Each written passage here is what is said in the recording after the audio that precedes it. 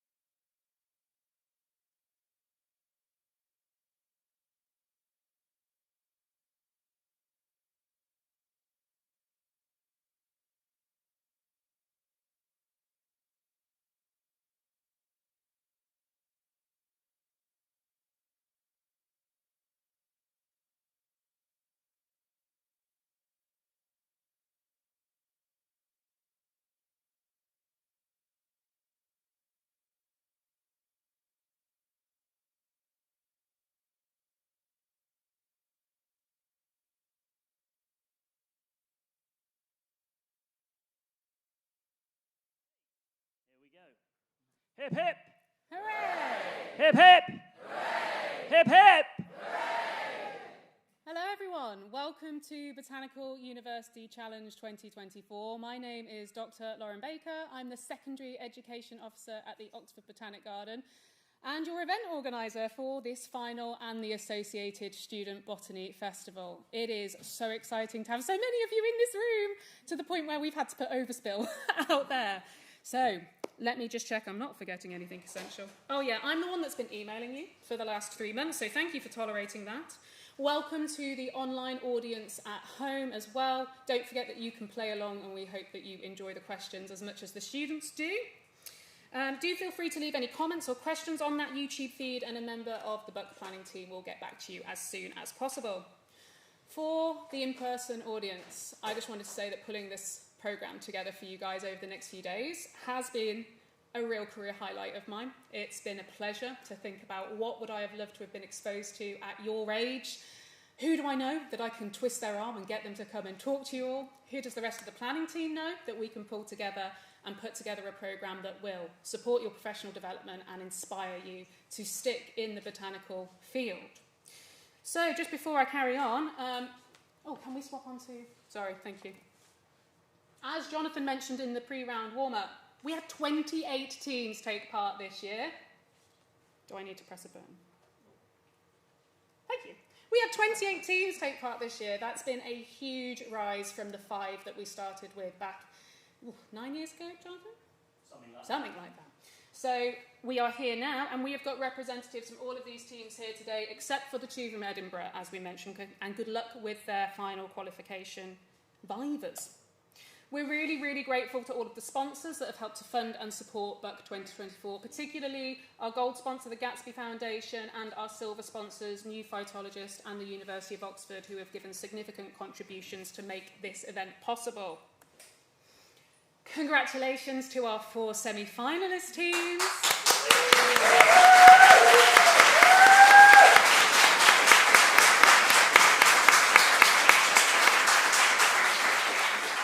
We are going to be meeting these guys shortly, and yeah, we're going to cheer them on as they go for the trophy, the ultimate champion win. We'll see who gets to take it home, and some of the Oxford team that won last year are here to do a trophy handover, so that'll be nice. Just a quick catch-up of roughly what we're expecting today. We're going to start the semi-final one shortly, then we'll do the second one. We have a short break, and I mean short. It is a comfort break only. There's a coffee break coming later. Oh no, that is the... Oh, for Lord. This is the coffee break, which is good. So we'll have a proper break before the final, essentially, and then we'll come back for the final. I'm going to have a word with everybody that's doing a student flash presentation in that break as well, and let you know what's coming up, okay? And then we've got our delicious dinner to celebrate all of that before the ceremony and our prize giving, which will be at the end of the final. Thank you, a special thank you to the 2 chairs that are with us today. So we have Dr. Lucy Sutherland, Director of the National Botanic Garden of Wales. Hello, Lucy. And we have Professor Lindsay Turnbull from the University of Oxford, who's going to be chairing our final. Yay! Big thank you both for giving up your time to be here and for supporting BUCK. It's much appreciated. Okay, I wrote down a spiel. I thought it was a bit... Well, I was worried I'd get nervous, so I wrote down what I wanted to say. Okay, it is my sincere hope over the next 3 days that you will make new friendships with your future colleagues, that you will develop new skills and botanical knowledge, and learn more about diverse career pathways that are available to you. I cannot wait to get to know you all better and become part of your networks. But for now, let's get this show on the road. This is the BUCK 2024 final. Semi-final 1, can we get our first 2 teams up? So I'm looking for Cambridge and I'm looking for Kew.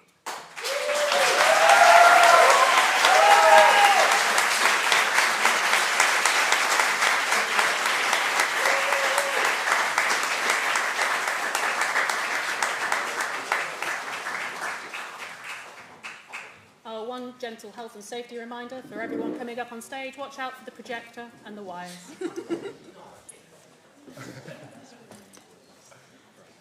Lovely. Okay, now to welcome our semi-final host. It is my pleasure to welcome the first host of the afternoon's proceedings, Dr. Lucy Sutherland, Director of the National Botanic Garden of Wales. Lucy has come all this way to share her love of plants with us and to chair both of the afternoon's semi-finals. Having studied for her PhD in the United Kingdom, Bristol-born Lucy first visited the National Botanic Garden of Wales when it opened over 22 years ago. She then went on to have an impressive career in Australia, where she has played key roles at the Royal Botanic Garden Sydney, the Blue Mountains Botanic Garden, and the Australian Botanic Garden Mount Annan. Lucy is an extremely experienced plant scientist with a strong record of partnership building and leading teams across government, industry, academia, and the non-profit sector. Having her here today is a real treat. Thank you, Lucy, for joining us. Over to you.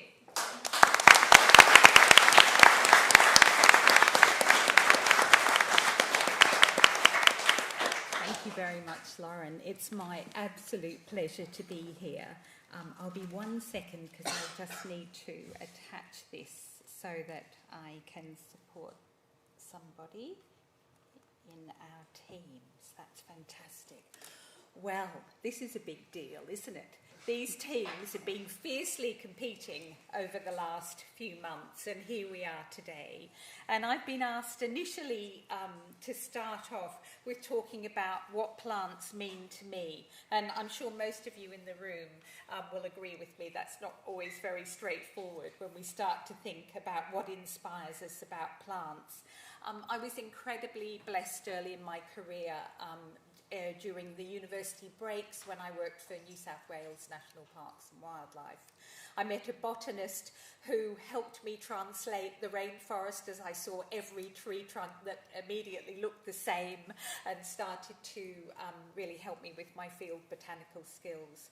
But more importantly, at that time, I had the great honour of working with a First Nations ranger who shared with me her connection with the plants that we were seeing as we were going through the forest and through the coastal heathlands. And that was the start of a journey for me of building my passion for plants. I started to understand culture, the use of plants for food, for health and well-being, for medicine, for traditions, for ceremony, and it started to add all these layers and dimensions that helped me with my undergraduate ecology degree and then my work postgraduate, which sat more in the social sciences. The idea of bringing people and plants together, and how incredible and how rich that experience has been for me as I've worked with First Nations people in Peru, the Infierno community near the Bolivian border, and worked with traditional communities in the Western Ghats, and then of course back in Australia even more recently in my career. Layered with all of that is 3 decades of working in or with botanic gardens across the globe, from the UK to Australia to India to North Africa to China to Mexico, and I go on. But these are such incredible institutions, all about plants, all about contributing knowledge through science and research, about addressing plant blindness in the community, and safeguarding flora through ex situ and in situ conservation. So all of that amazing experience that I've had through my career, and it doesn't stop. You're constantly learning, you're constantly meeting people, and today I'm looking forward to learning from these teams and the teams that are also in the audience at the moment, and there's always so much to learn about plants. So that's a perfect opportunity for us to segue and learn a little bit about our teams. So, as Lauren said, we've got the Royal Botanic Gardens Kew, a stolen victory, University of Cambridge, Bats but Buttercups, University of Reading, Stamen to that, and of course the University of York. Take it or leave it. Can I ask my teams up here, can I have the team captain for RBGQ, if you could please introduce yourself and your team members, please. Yeah, hello, my name is Finn. I'm doing the Plant and Fungal Masters at Kew. And I've got my team here. We've got Lawton, Daisy and Mikkel. And we're very excited to compete in the semi-finals today. All right. Well, welcome to Kew.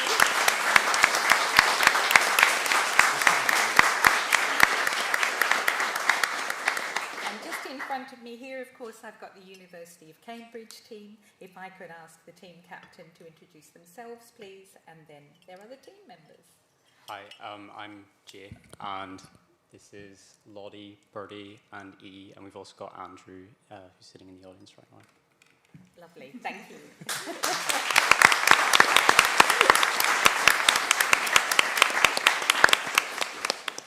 All right, so we're going to start off. This is round one and team one. Now I'm going to ask who team one is. Start Cambridge. We'll start with Cambridge, and I'm just pulling up these. So, Cambridge, you have a wall. I know you've been taken through this prior, and we're going to show this one to you, and you know that this one is time sensitive. So, the teams have 3 minutes to tackle this puzzle, and I'm going to step out of the way.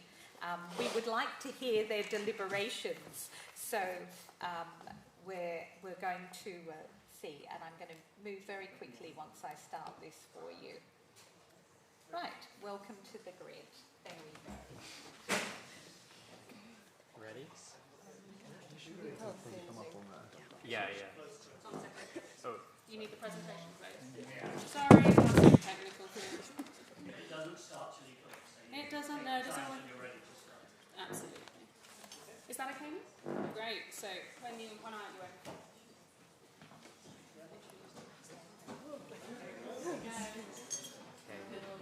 There's Rosaceae, potentially Rosa rubus, Dryas, Try it. and Pyrus, right? Pyrus, yes. Well, it's Sorbus. Sorbus. Rubus, Sorbus. Sorbus. Where's... Sorbus, bottom left. Sorry. Okay, let's try something else.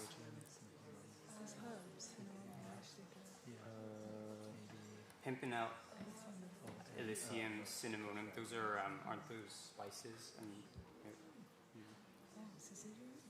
Syzygium? Dog rose. It's going really well. Is there another? Oh, there we go. I think there's all spices. Wait, that's licorice, isn't it? Right. Is it? Yeah. I'm not sure. And it could be also like chalk grassland species like Sanguisorba, Bryza, something. It's clematis by travelers. Dryas is also calcareous, and maybe this. Not sure. It could be like garden fruits, like Pyrus rubus. Well, dog rose is for rose. Rosa and Sorbus.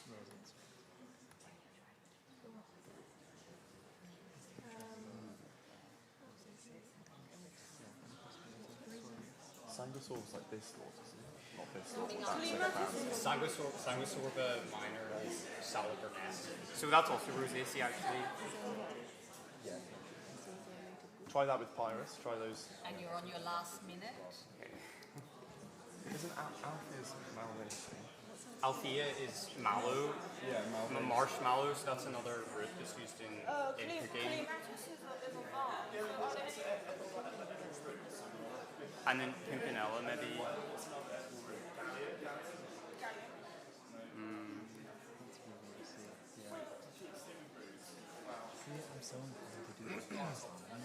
That's Martin Yeaman's Rosaceae. This is what? 27 seconds. I know. So you need to do some random clicking. Oh, I don't know. What about Golium? It's a like kind of vine-like thing. Golium, clematis, and then No, Galium What about is climbers? Rubus, Idaeus, clematis. Rosa. No, that's not a climber. Rosa canina. Is Pimpinella a climber or trailer? One. No. Oh, maybe. Oh. Okay.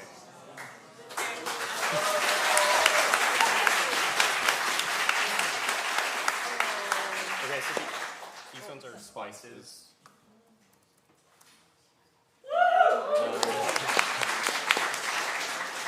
So pears, marshmallow, licorice, and something else. What's that then? What? Paris is pear. Yeah, pear. Or egg. What's pimpernel? Can you eat that? I don't know. Is that? I guess it could be herbs. I don't know. I don't see any connection other than cooking. Yeah, so it became edible. Yeah. Edible. Okay. Oh, sweets. Okay.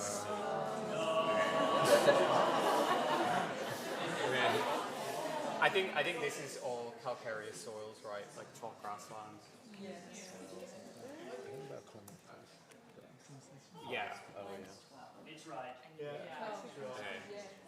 And then I guess this is Rosaceae then.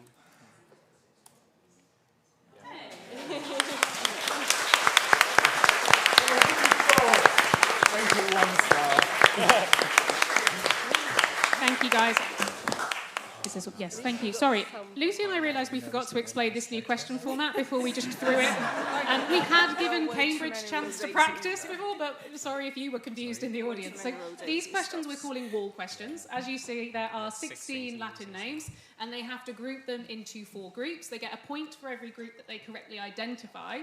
If they get to the end of the 3 minutes, they have to do that, and they haven't done it all. As you see, it self-sorts. They can still pick up extra points by identifying the link between each group. So there's a maximum of 8 points for each wall question. And now I'm going to hand back over to Lucy. Thank you. Thanks, Lauren. So, Cambridge, you've got 4 points for that. So, congratulations. I saw lots of people in the audience, so well done to all of you. But, Cambridge, well done.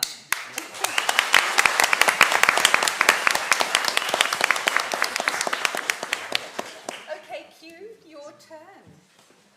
Ask someone to come up. Back a bit. Yeah, make sure you get the right. Yeah. Hello. Hi. Hello? Hey, Mikkel, can you see me? Okay. The timer starts when you press start. Awesome. Thank you so much. Let's do this. Okay. Okay. Are you guys ready? Yeah.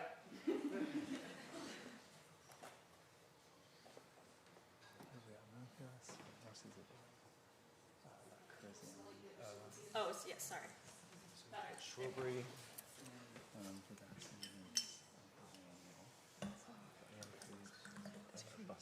And team members, Q, if you find it easier to come up and be together, please do. Magnifera Averroa, there's that fruit. And then there's also Shout them Frigeria. out for Mikkel to start trying. We think there might be fruits on there, so you've got strawberry, Frigeria, Vesca. What were the other fruits? Averroa, Carambola, Magnifera Bottom Indica. Into the mic, Daisy. Sorry. Yeah. Magnifera Indica, Averroa, Carambola. Magnifera. and then bottom right, Everard. And then perhaps try the Syzygium as well. Yeah. Syzygium? No.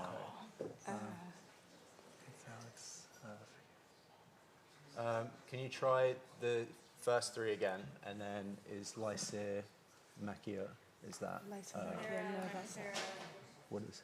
It's a native Everard, creeping. bottom right. And I don't know what you.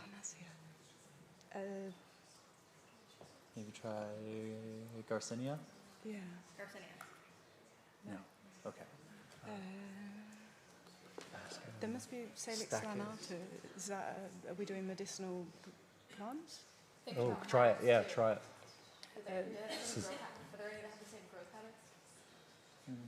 Okay, so maybe Salix verbascum thapsus is like medicinal plant.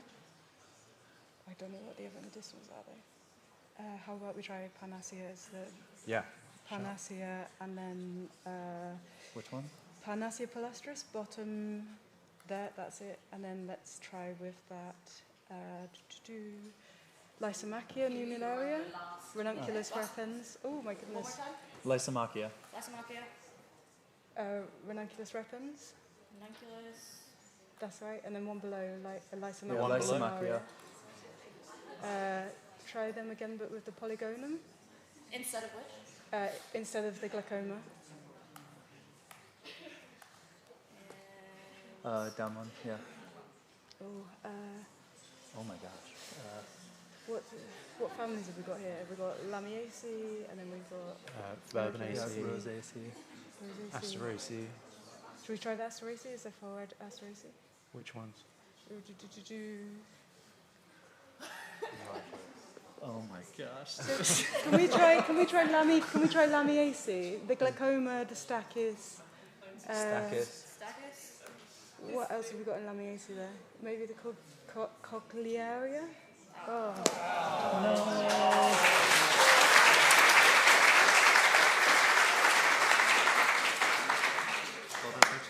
Oh, they were by stolons. They root in the ground okay, by yeah. rising Stolons? stolons. Is it stolons? Yeah. Stolons.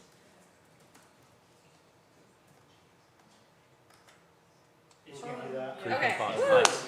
Well done, Daisy. Are these? I don't recognise. Syzygium is like cloves, and then Avaroa, Magnifera is mango, and I'm not sure about Garcinia, but Avaroa is some sort of other edible. Okay. Should we go edible? Plant. Yeah, edible plant. Crop or edible? Edible. Edible. Edible. This feels like a typing. Tropical. Yeah. I was like, look fascinating.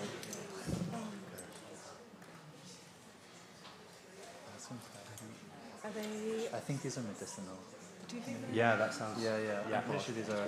I think it's medicinal Or plant. Mediterranean? Because you've got Cirsium Stachys, Salix lanata would be woolly, so it would be like a. Embryobasum is also very. But I don't know. Okay. They all have hairs. Botanical is like scrophularians. They're all hairy. All hairy. What one? They're all what? Hairy. Hairy? Yeah. Is that okay? Yeah. I think so. Yeah. I think that's good. Oh. Next one. Nice one, Daisy. Oh, it's Mario. Yeah. I don't recognise these. I know Polygonum, but I don't know. Panacea is definitely a UK native. It's the Which ones do you know, grass of sorry? Panacea palustris is a UK native in the mountains, grass of Panas. Colcaria, I'm not sure, don't recognise the genus. Polygonum is some sort of knotweedy type thing. Aerophilia, I recognise, but I can't think. Spring flowering natives, I know some UK really tasty natives. Polygonums. Moorland plants, possibly. I'm not sure. We got to give a guess though, Yeah. at least. Daisy, give a guess. UK native. UK native? Cool. Oh gosh.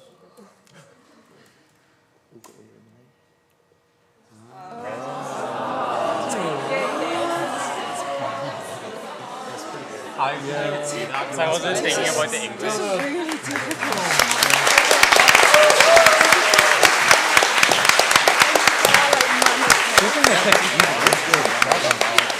You can see that the question masters that designed that had a bit of fun with that. That was fiercely difficult. But one of the things, Q, you've got 2 points for that, so congratulations.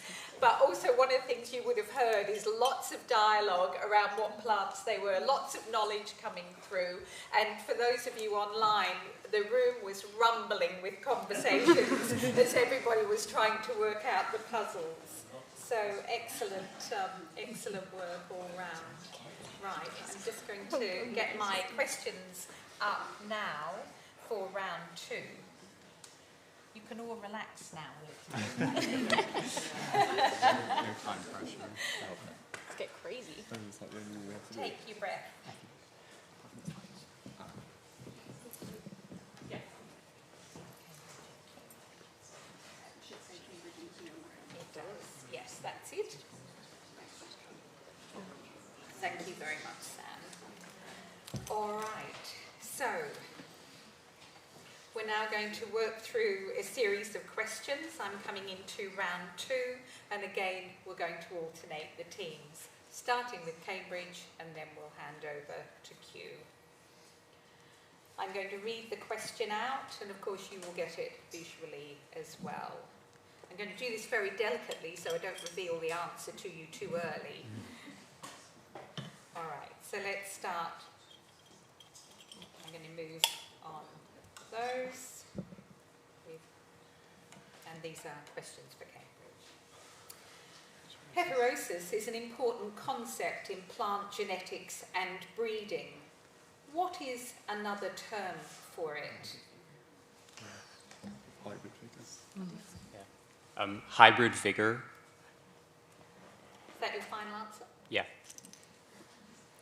Hybrid vigor, well done.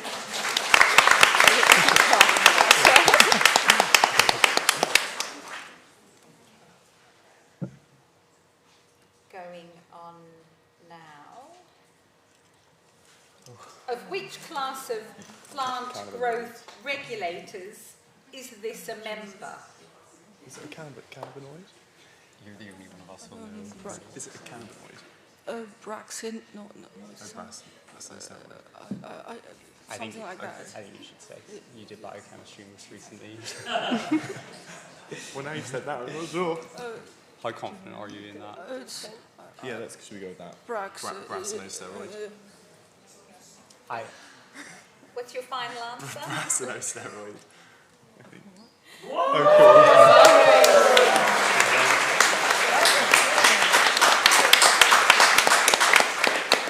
done.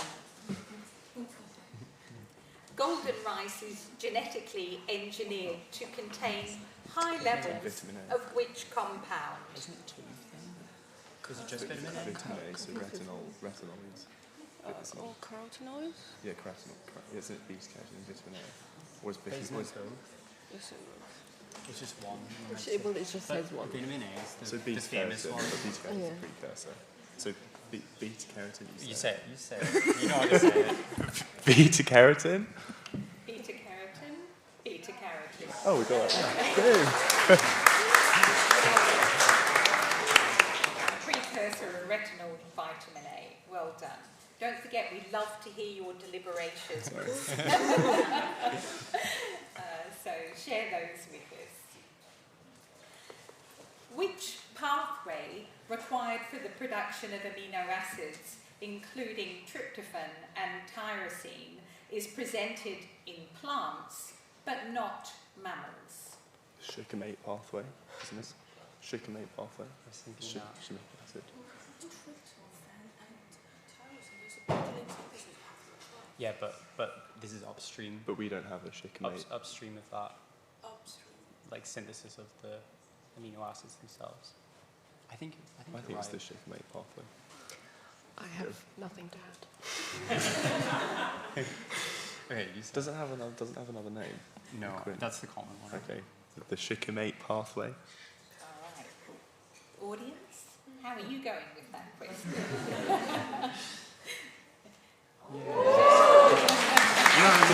It's flying! Take us out the oven. Right. You get a break and a glass of water. And now we've got our questions for the Q team. You ready Glad we have a to? biochemist. You guys ready? Great. Yeah. Let's start. SNPs are markers widely used in plant genetic analysis and plant breeding. What does SNP stand for? Single nucleotide polymorphism. Single nucleotide polymorphism. Well done. Single nucleotide polymorphism. Thank you. And we go on to your next question. Of which class of plant growth regulators is 6-benzylaminopurine a member?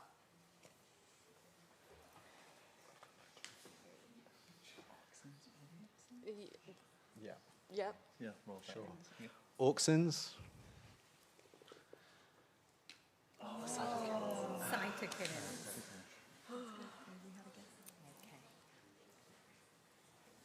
What is the diploid species that was the progenitor of the A subgenome of hexaploid triticum aestivum, bread wheat? I should know. We should know this. It's right here. Do you know what this species means? Not a clue. I remember. I can tell you what lecture I was sitting in when I learned this.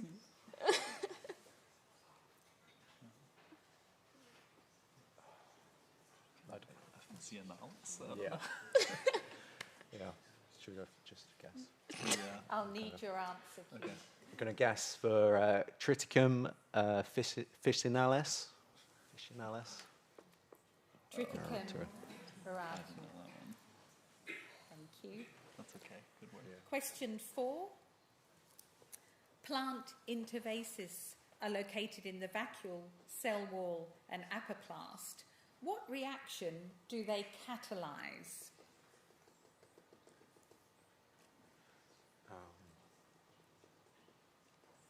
Stimulating deliberation. Wait, it's ADP it's to ATP? yeah. Isn't it some sort of transport? But it's got to be a type of reaction, though. Phosphorylation, something?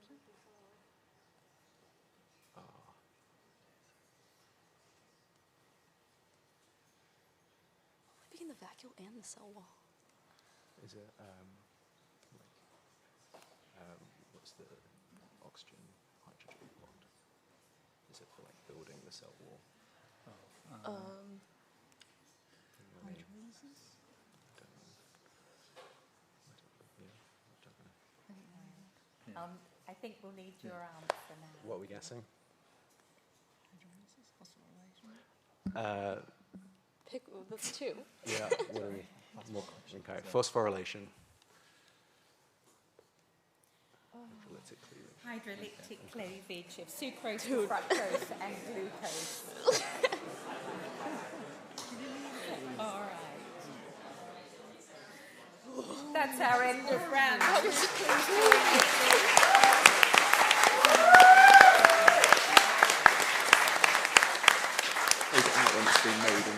just have a recap on the scores for the moment. Cambridge on 8 and Kew on 3. There is plenty of time for this game to change. So I'll carry on. This is questions again for Cambridge, and we're in round 3. Right. Your plant is Ocimum minimum. What family is it in? Lamiaceae? Yeah. Aha! Oh, okay. Here we go. It's got square stems. We'll just allow some time for some interactivity. What's margarine then? Smell it. What's margarine then? Yeah, like Yeah. yeah, it's it's yeah. Lamiaceae. Thank you very much, Cambridge. Lamiaceae. Well done. Do we get to keep it? Yeah. That's cool. It smells really nice. Can we keep Nearly it? knocked yourself out with those. That smell. Question 2. The Lamiaceae have flowers with 5 fused petals. But how many anthers do they typically have? They're quick, It's 4. this team. 4. 4. Is that your final answer? I think it's 4 fertile and 1 staminoid, if I remember correctly. Yeah. Okay. So 2 or 4? I'm going to leave. I think so, because they've got that one there to count, so it is 2 or 4. All right. Sorry, Cambridge, that was an incomplete answer. So you won't get a point for that. Half point? Just in case you didn't hear that, there was some requests for half a point, but I don't think that is going to get that over the line. Nice try, Captain. Basil has an opposite decussate leaf arrangement. What does decussate mean? There's opposite and At forming a cross with like 90 degrees. 90 degrees with like adjacent pairs. Yeah. How do you describe that? As you described that, excellent. In a cross. I think that was very clearly the right answer. Thank you.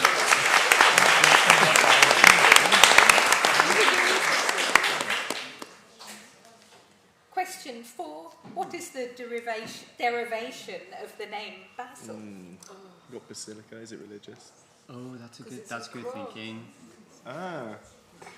If that isn't the reason it should be. Well, because like a lot of herbs are grown in monasteries, so that kind of makes sense. Okay. Yeah. So I guess basilica. Religious.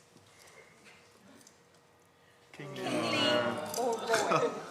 Kingly Of course. or royal? Yeah.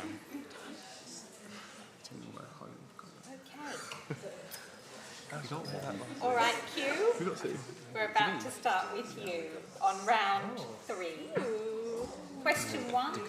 Your plant is Sanguisorba officinalis. What family is it in? Is it roses? Does that sound right? Yeah. The one time I don't have a hand lens on me. I think it's roses. Yeah, it's got two. This is when everyone was wishing they'd brought their hand lens and popped it in their pocket, I think.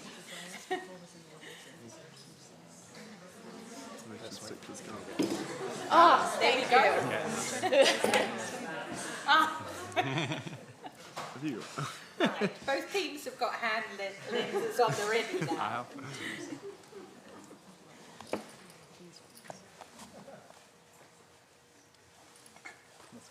Yeah. Yep. Final answer, rosaceae. Rosaceae. Well done.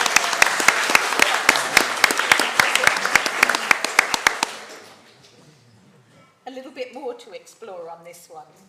Sanguisorba officinalis. What is unusual about the perianth in this genus? Has it got? Is it like this? The sepals? Or the patterns? Are they fused? Yeah. Yeah, can we get that? Gosh, sorry. What do you think? I think normally rosaceae is like a single Don't forget, we like to hear your Yeah, the perianth, deliberations. so it's just sepals. There's also like, the fused because rosaceae usually Yeah. has clogging apples. Yeah, so they're fused. Yeah. Okay. Yeah. Yeah. What? Just that they're fused? Spray. Yeah. The perianth is fused. Fused. There are no petals. I could have told you that. There's Kind of wild. We'll move on to question 3. What specific type of leaf does this plant have? And please be as precise as possible. So this is it's more than like individual leaves. It's not No, I know, but there's The tea. it's parapinate, but so like this is a single. It's a single leaf. They're staggered, aren't they? These guys. So these are where the sepals are. So they have little individual. Yeah. There's a word for when the leaflets are opposite rather than alternating, and there's also a word for the little things. I don't know the words. I saw them the other day and immediately forgot them. It's just botanist. yeah, Yes, these leaflets. These are leaflets. Stipules here. So it's Are they? Wait. Is it no? It's one of these. Is it one of these things that appears like it's opposite, but it's actually alternate, but then it's got? Oh no, that's attached at the base of it. because these aren't the leaves. This whole thing is a leaf. Yeah. Dude, look at this little leaf right here. Little leaflet, just hanging out. What do we want to say? It's not important, but. What specific type of leaf does this Oh, plant and don't forget have? Yeah, let's go with that. Yeah. Parapinate compound leaf. A parapinate compound leaf. Compound in parapinate. Well done. That's the... Because in parapinate means Yeah. that I'm looking at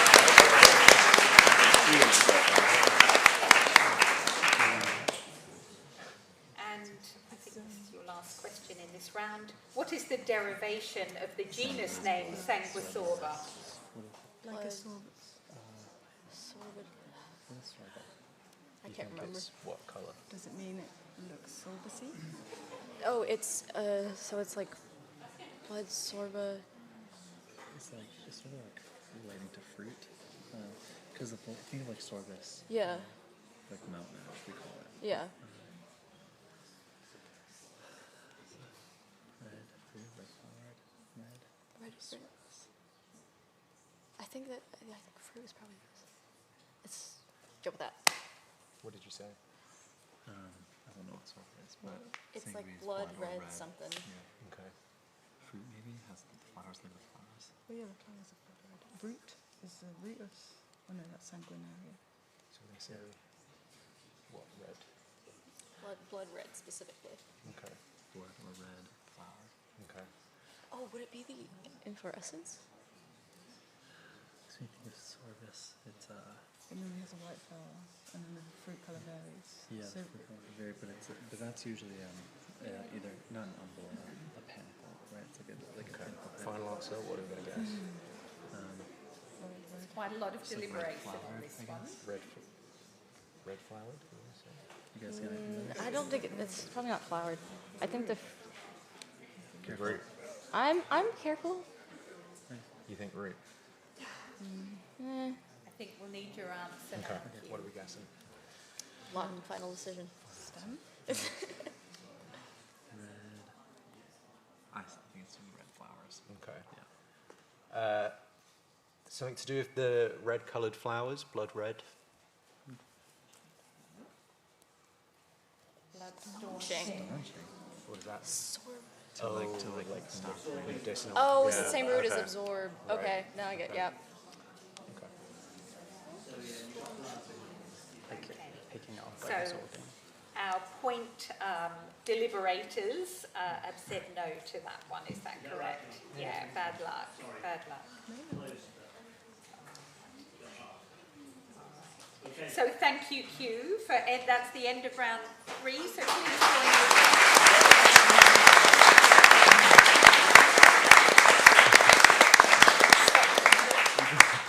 And at the end of round 3, as you can see, Cambridge is on 10 and Q is on 5. Moving on to round 4, and we're back with Cambridge. The C4 photosynthetic pathway is also named after which two scientists? 3 scientists. but is there one that's only 2? Is it CUV? Which one? Is there one that's only 2 scientists? Don't look at me. Well, you're the only biochemist, so.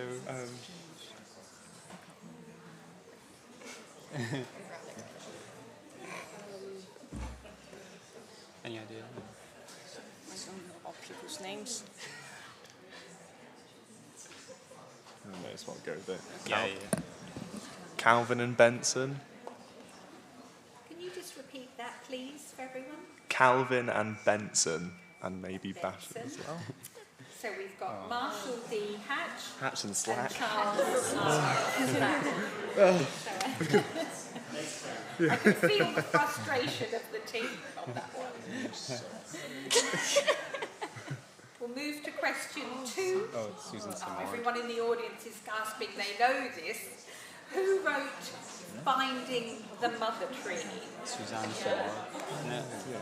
Okay, yeah. Suzanne Simard. Suzanne Simard. Well done. I've only like criticisms of it. I'll move you on to question 3. This is a cross-section through a leaf of Ammophila. What adaptation to its environment does it show? Low humidity.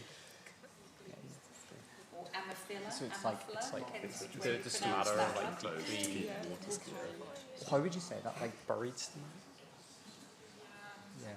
It's like folded to like bury the stomata for because Adapted to low humidity. yeah, adapted to like arid areas, sand dunes. So he's talking about adapted to vulgar stomata adapted to areas already into it. There you go. Xerophyte reducing water loss. Yeah, well done. That was our example. I'll move on to question 4 for you. This is a horizontal section across a conifer stem, Pinus species, within the secondary xylem. What is the structure outlined in black? It doesn't have a nucleus. Although you would just... Because I guess, yeah. I think you're right. They companion cells with the red. Yeah. So is it flow? But do they have vascular bundles? I thought Surely xylem they'd be together. had companion cells as well. I think xylem is mostly dead. Yeah, xylem is dead. Oh, I see. Sorry. Swarm, like, normally would be surviving. Yeah, I think it's a trichid because it's not got. But those two look like companion cells because they have. Those are nuclei, right? They look alive, kind of. I don't know. And it does look different to the xylem, so. Your team captain, you can make the decision. Well, what's the word? Is it? We've given you our feedback. Would it be a phloem vessel? What's the word for that? A phloem element. Is it phloem? Phloem. Just phloem. Your vote's for phloem. Okay, phloem. The resin.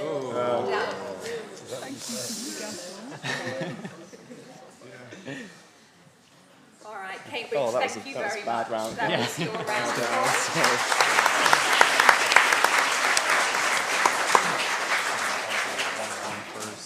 And now, ready for the Q team. A multi-investigator team worked out the biochemistry of C3 photosynthesis, but who were awarded the 1961 Nobel Prize for this discovery? Once again, I can tell you what lecture I was sitting in when I learned this, but I can't remember the facts.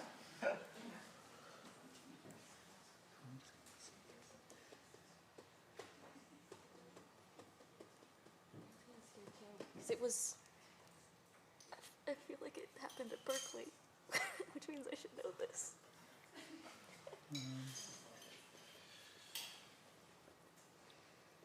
I've got no clue. Yeah, I don't know. I don't remember their names at all. Okay. We're going to pass on this question. I'm going to pass on that one. And that's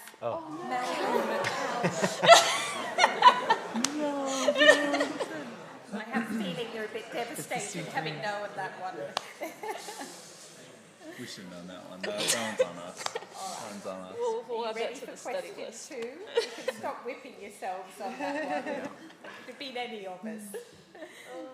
According to Stefano Mancuso, in Tree Stories, which historical figure first wrote about the connection between tree ring widths and environmental factors? Who's Stefano? Some dendrochronology type stuff.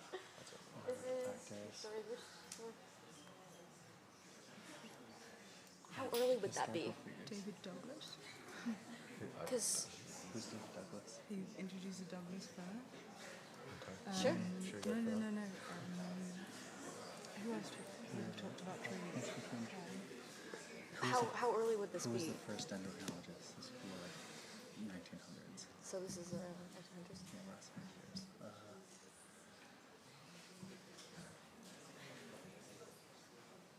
Maybe if I stare at you long enough, I'll think of the It name. wasn't like Emerson or somebody.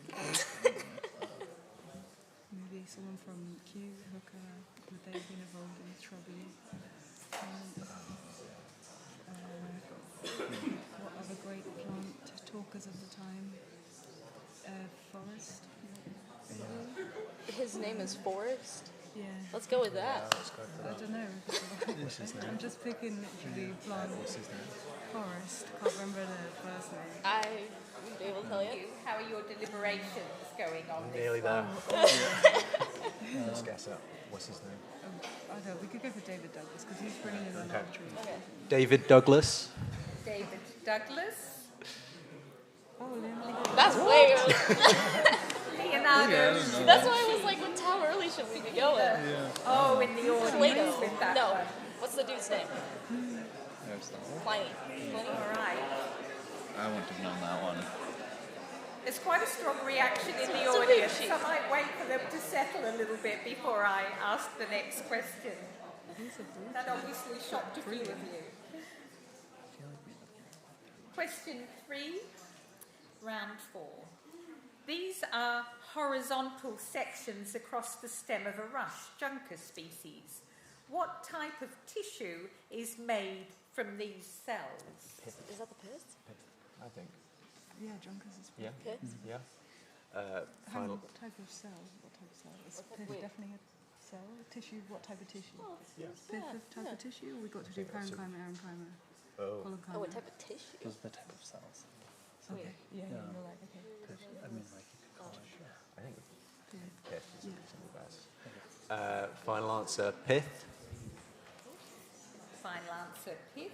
Parenchyma. Is that what the pith is? Arenchyma? Parenchyma. Arenchyma is the space Okay. between cells. Oh, right. Fill Because it you're. in Wait, fluid. but then. Okay. And again, the point awarders considered that answer, and no, I'm sorry, you can't get a point for Come on, that one. let's man. You. And your last question on round 4. This is a vertical section through the base of a petiole as it joins the stem. What is the tissue developing within the area outlined in yellow and stained dark red? Abscissionary tissue? Abscissionary tissue? Because it's where it abscisses from the stem, right? But is there a specific name for abscissionary tissue? It could have a name, but you want That's best description. What is a type of tissue? Yeah. So we're going for another type of tissue, or we're going for... Because it would have to be a type of tissue rather than like... Right, Could you don't say want, abscissionary tissue? Could you... No, they'll want, I think they'll want like parenchyma, something like that. So what would that Then it would be dead at maturity, so it would have to be... Which is dead at maturity? Parenchyma? Sclerenchyma is dead. But they're not But then it's sclerified alive. cells because they're sclerenchyma are like long structural cells. Yeah, that's true. And these would be short, wouldn't they? Because Yeah. I'm going to need your answer cue. I'm Okay. sorry. should we say abscissionary tissue because we don't know? Let's go with I that. don't know how to say that. What are you saying? Abscissionary. Abscissionary tissue. Can you repeat that, please? Abscissionary? Abscissionary tissue.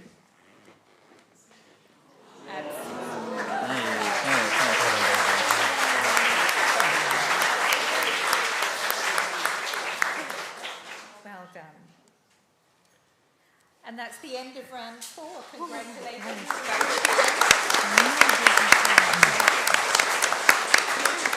They've still got 2 more rounds to go. We're going to keep moving. And these are questions for Cambridge. It's round 5. And we're moving to lichens. It's giving Calicera vibes. Can I You're gonna have, give like, the literally genus or common name of Guys, this lichen? lichens, guys. Or lichens, depending on your pronunciation. Yeah. You lichen? Me I- too. I'm not sure, but I think it might be Calicera. Is that Maybe. your final answer? Yes, yeah. Ooh, So it's Xanthoria paratina. It's a common orange lichen. they're both It's common, orange. Jake. How do you not know it? Calicera is the other common orange lichen. All right, and the Why audience would is a number of people have been guessing that one as well. Are you ready to move on to question Yeah. 2?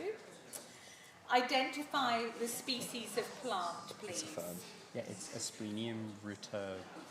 Oh yeah, It's that's a good one. Walrue. Yeah. Does it have to be in Latin or could it be in English? Either Okay, is Walrue. acceptable. Walrue. He's beating me to it. Asplenium ruta muraria or Walrue. Well done. I've just got one of them from Paris. I like them. And back more to your identification. Identify the genus or common name of Polytrichum, this yeah. plant. Polytrichum. Polytrichum, commune, common haircut. Well done. Back then. Did you might actually just do the species, so I wasn't going to say which. And for your last question, for this round 5, identify the species of plant, please. I forget the Latin again. It's boxhorn plantain. Boxhorn plantain. This is my job. Yeah, that's This is actually my job. Plantago coronapus, or buckshorn plantain. Thank you very much. Well done, Cambridge. Didn't get the luck again, did you? Excellent. So that's the end of round 5. I don't do legends.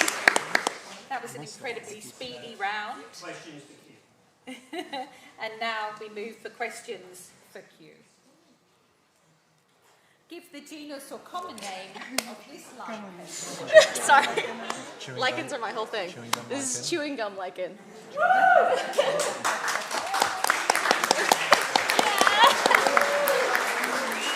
Well done. Chewing gum lichen or lecanora. Sorry, stumbling with that. Muralis. I should have just handed that one to you. Sorry. Well done. Question 2. Identify the species of plant. Splenium trichomanes. Do you remember the common name? I want to say maidenhair. Yeah, I think so. Oh, yeah, that's a maidenhair for us. Splenium trichomanes. No? It's Doesn't it have the little... If you're confident with the Latin name, because I get confused between... Oh, no, you're right. What do you There's get differences confused with? between What our species? Yeah. common name. Oh, you're right. Go for the common name then. Well, You can I say don't know both? if it is that. Say... And we'll need What's the your Latin? I'm sure answer. it's a Splenium trichomanes. Okay, go for that. Go then. for the... No, No, no, go for it. What's this? What is splenium? Is it a Splenium trichomanes?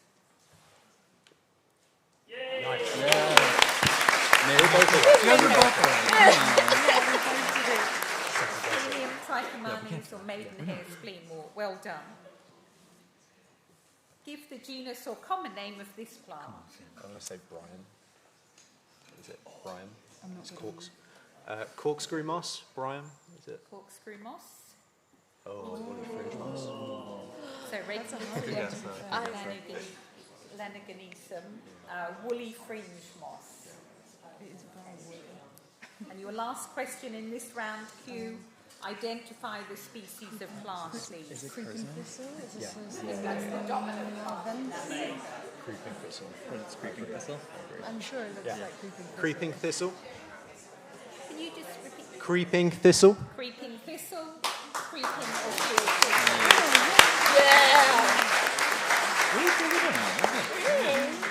Well done. Okay, so that's the end of round 5, and our points are Cambridge at 15 and Q at 9. Well done. We're going to our last round.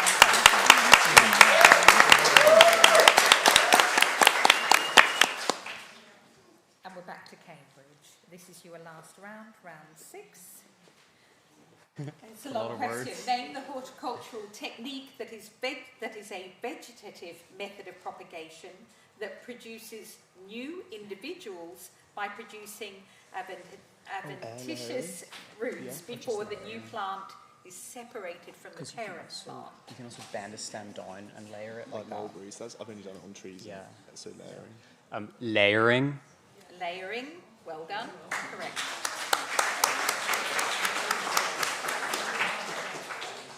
Question 2. To what plant family does the spice fenugreek, Trigonella phenum graecum, belong?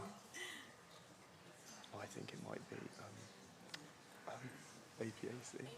Ooh, good thinking. Yeah. Wait, what was it? What was it about? Yeah, APAC. I feel like... APH? Yeah, okay. Yeah. APAC. I'm sorry. Unexpected. Curveball. That shocked the team. It's Fabaceae, so it's with the That's peas, random. I'm afraid, not with the carrots, not with APAC. All right. Question 3. Which botanic garden featured in the Doctor Who episode Waters of Mars? I have literally no idea.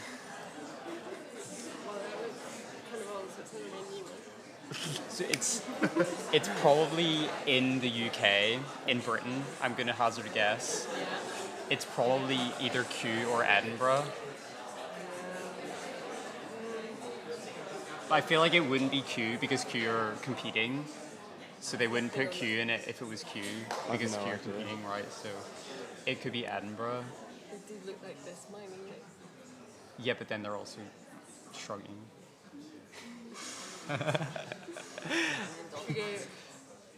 I've not seen Doctor Who. Yeah, like, okay. Edinburgh? Yeah, okay, Edinburgh. No idea. Sorry, everyone. National Botanic Garden.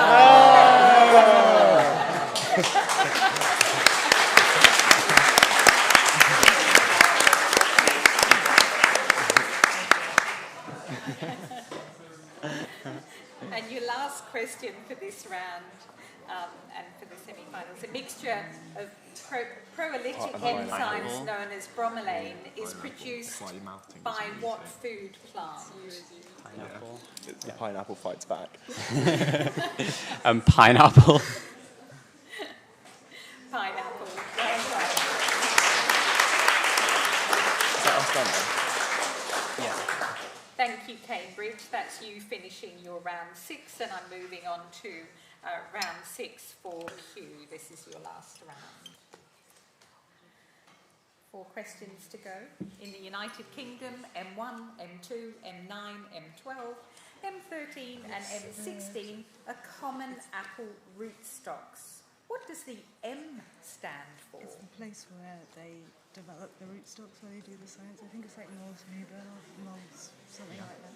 So, I can't remember quite the word. let's say it stands for the place then. It stands for the institution where they breed the rootstocks. And it's like moles, something like this. Just go. Go for it. Yeah, go for it. The M signifies the institution where they breed the rootstocks, and I believe it's something like moles, something like this. Okay, is that your final answer? I think. Yeah. So morning. Pretty points. Yeah!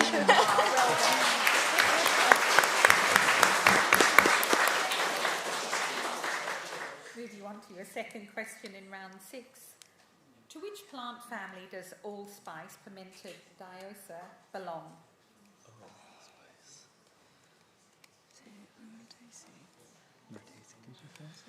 That's what my first lines are. The opposite leaves. Can you see? They should be opposite. Yeah, they are opposite. Okay, I think you're right. Are you sure? Are you sure? Go for it. Are you sure? Yeah. You go. Well, I didn't hear what you said. Final answer, Myrtaceae. Myrtaceae. Myrtaceae, yep. Well done. Very nice, very nice. You got it. Question 3 for you. Theophrastus's Historia Plantarum, written around 300 BCE, is also known by what English name? Plant history.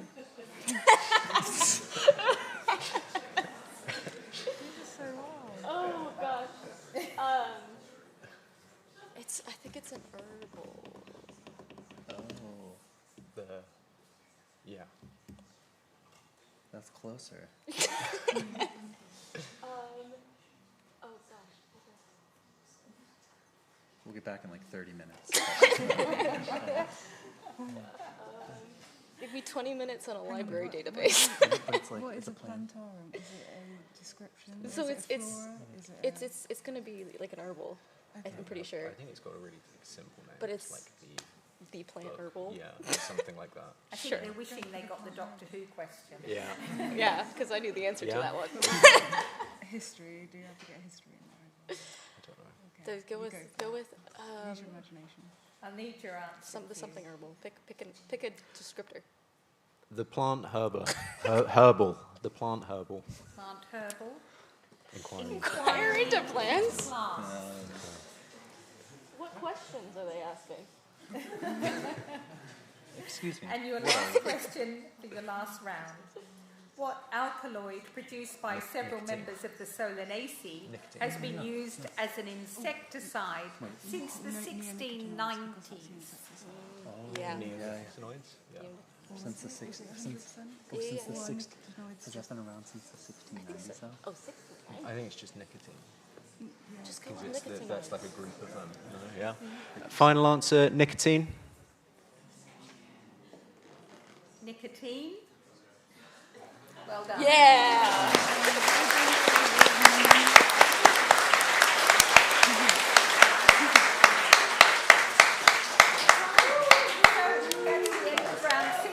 And the end of the first semi-final. Our scores are Cambridge 17 and Q12. Please join me in thanking them very much.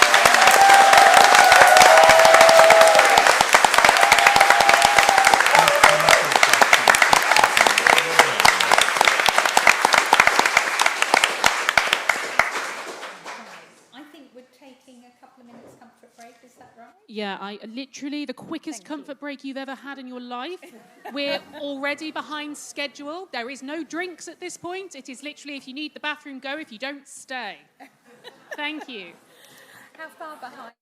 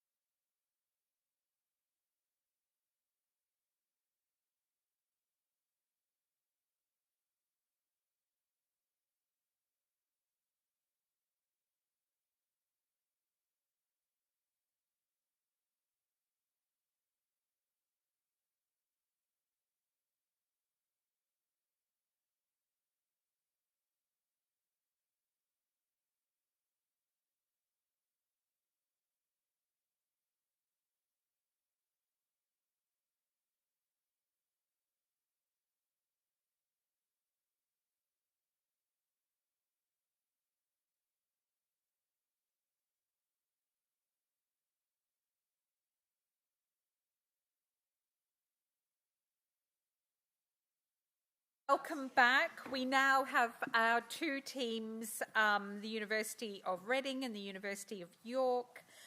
We're going to start the round one with York and then move to Reading, just so that you know your order. Could I please ask York captain to introduce themselves and then their team, please? Hi, my name's Keir House-Cotton. This is the York team. Amelia Lyons, Lou Mamalis, and Charlotte Wood. Lovely, thank you very much.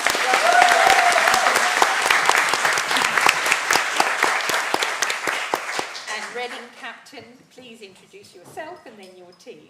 Hi, I'm Becky, and then we've got Catherine, we've got Yulia, and we've also got Vicky, and then Johanna will be joining us halfway through when we swap team members. Well, welcome to you both. Thank you.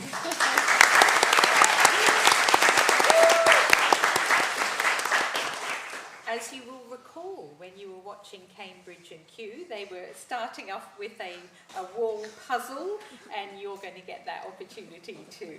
So can I please ask York to come up, whoever would like to be their puzzle master here on the keyboard. You'll remember that you have 3 minutes.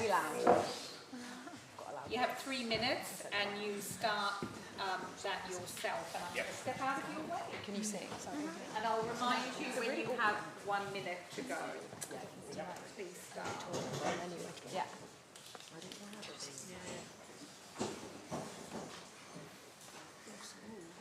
First one is bog rosemary. Next one is bog myrtle.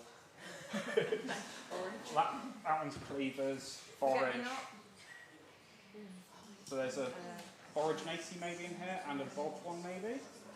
Yeah, try it. Just click at the Yes. Go for it.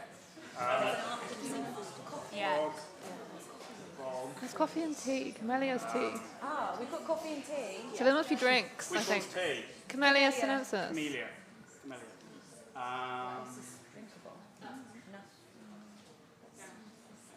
Oh no, I Orange haven't juice? got one on Orange yet. juice? Yeah, try.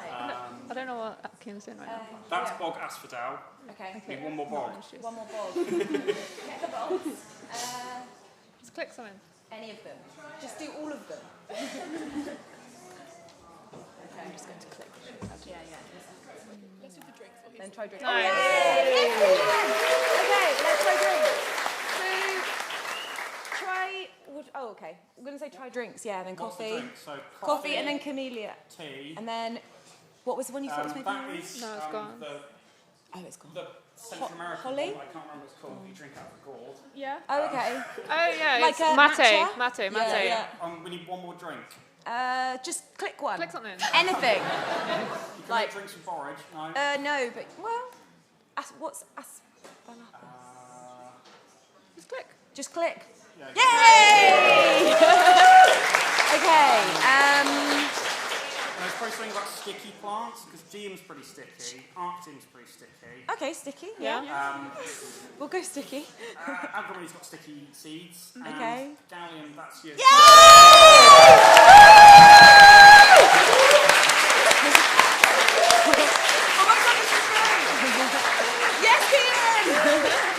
Okay. Bogs. These all have bog in the Bog name. in the name. Bog in the name. Type in bog. Hey. Yay! Oh, bog bean. Then drinks. These are all drinks. Drinks. Yes. Hopefully. We don't specify what kind of drink. Hot drinks. They're probably all caffeinated. Oh, maybe. Caffeinated? But maybe just put drink. Caffeinated. Yeah. There we go. Yay. All red. Oh, Red Bull. These are Sticky. sticky. They're sticky seeds. I think that Okay. might. Specific is good. There you go. Yay. And these are all originaceae, I think. Okay. I was going to say blue, so it's better. Two are blue at least.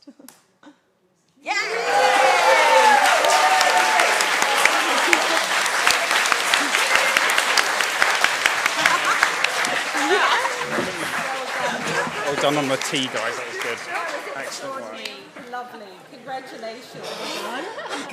Would have had a heart attack. You You did well with the clicking though. Yeah, it was surprising. Get rid of that one. All right. Can I ask you to come up, Reading? Of course. And again, the same. Your start will start. Yeah, it will come. Yeah, pick it up your way. That's okay, thank you. Right, so You ready? I'm going. Okay. Right, what do we have here? Sorry. The marine font or marine Okay. font. Oh, and then Oceanica in the name. Yeah. So Yeah. it says to me marine. Okay, let's get clicking.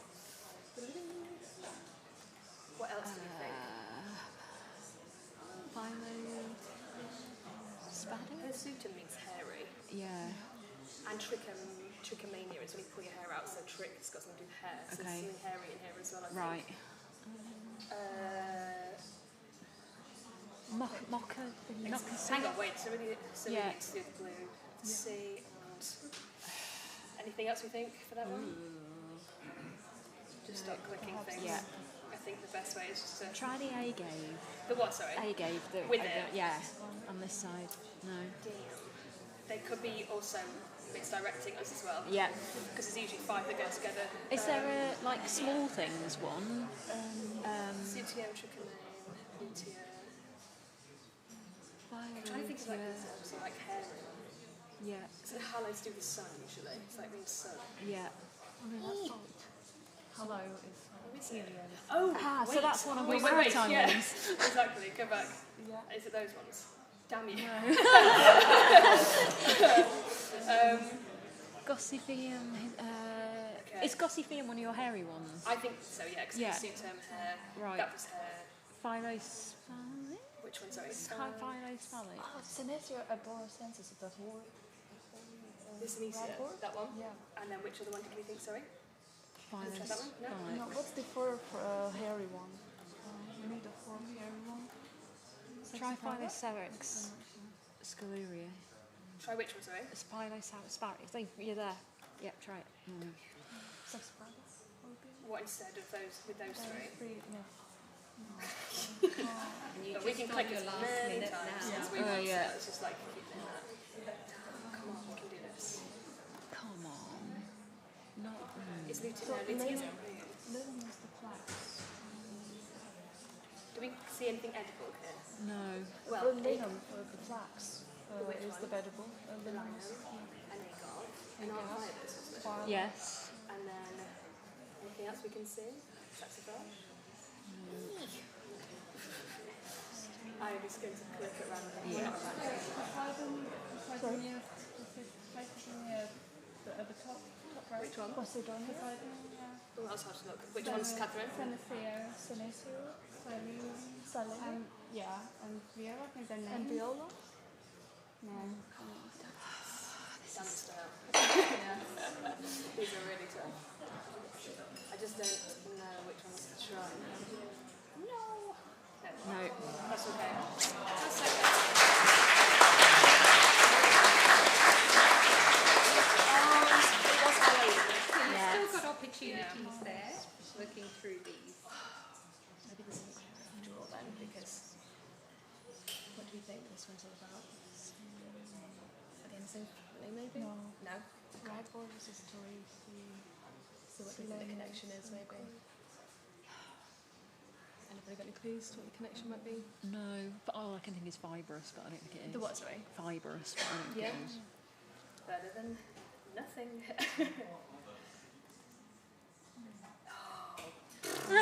Yeah, we'd never. No idea. Never heard of any of those as common names.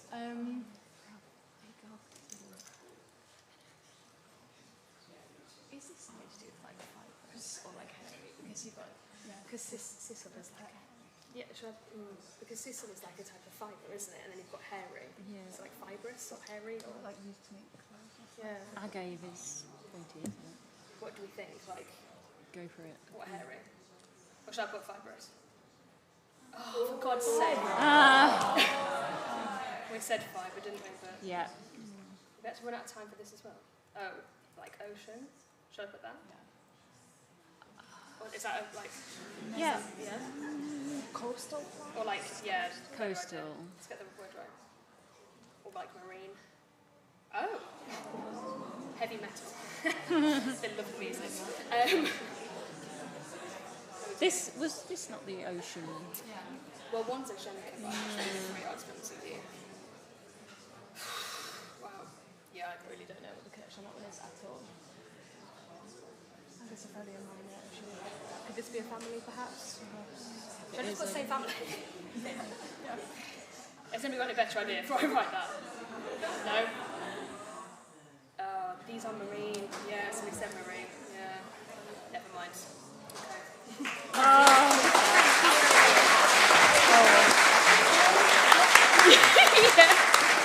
That was a bit of jeopardy, you know? All of them. Thank you very much. I'm just going to set up for the next round. So I won't Yeah, first round's done. Yeah. It's okay. They were rough, man. Yeah, really rough. I wish we'd got the other wall. Yeah, the other one was, yeah. Never mind. It's just had the questions for, isn't it? Got 5 more. So good. Okay. Oops. I'm halfway in. Spot would be nice. Okay, I'm okay for that to be shown. Just let me check. That's counting down. Yeah, okay. Yeah, there was a countdown which really I'm going to have to be a bit stricter with you, York and Reading.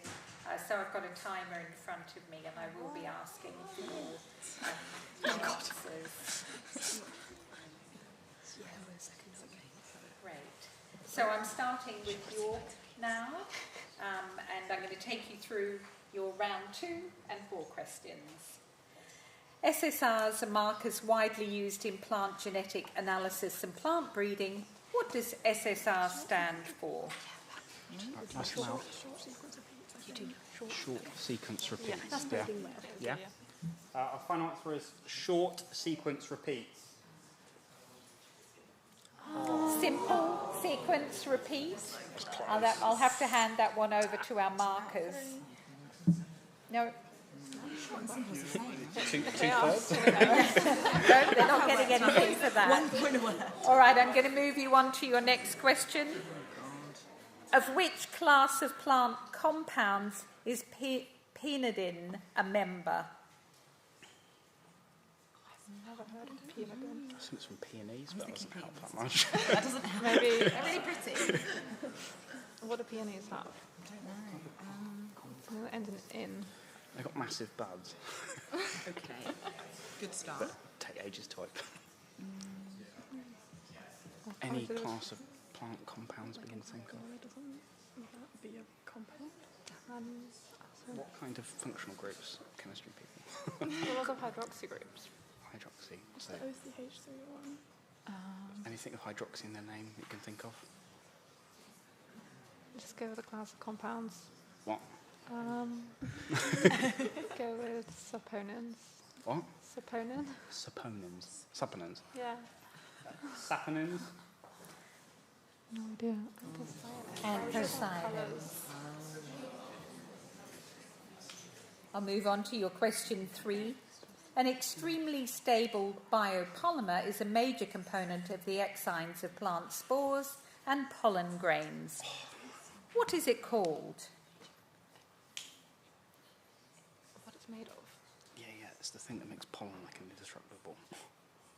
It's not kite. It's not kite. I don't think Can I so. remind both groups that we like to hear your Yeah. deliberations? I feel like I've been told it at one point. Hmm? Do some kind of 7 minutes or like one of the really. I think it is. It's a Yeah. It's a polysaccharide of some kind, isn't it? Yeah. Must be.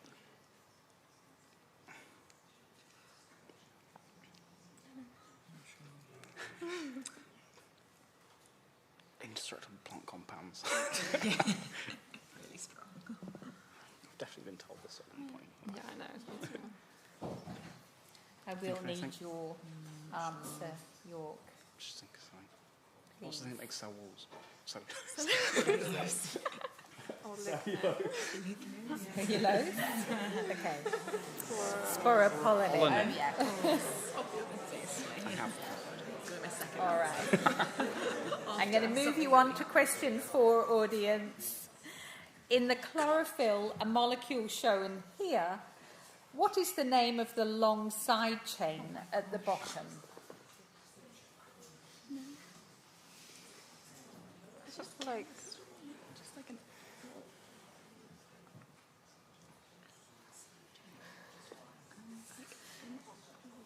What could it be called? Chemistry term. Alkene, like an alkene. Yeah, it's an alkane chain. Is that what it's called? Is that what it just is? 16 carbons long. That's a alkene chain. Get really descriptive. Could probably do. It's got some like offshoots. Like it's got what? 3. I've forgotten all my chemistry from A level.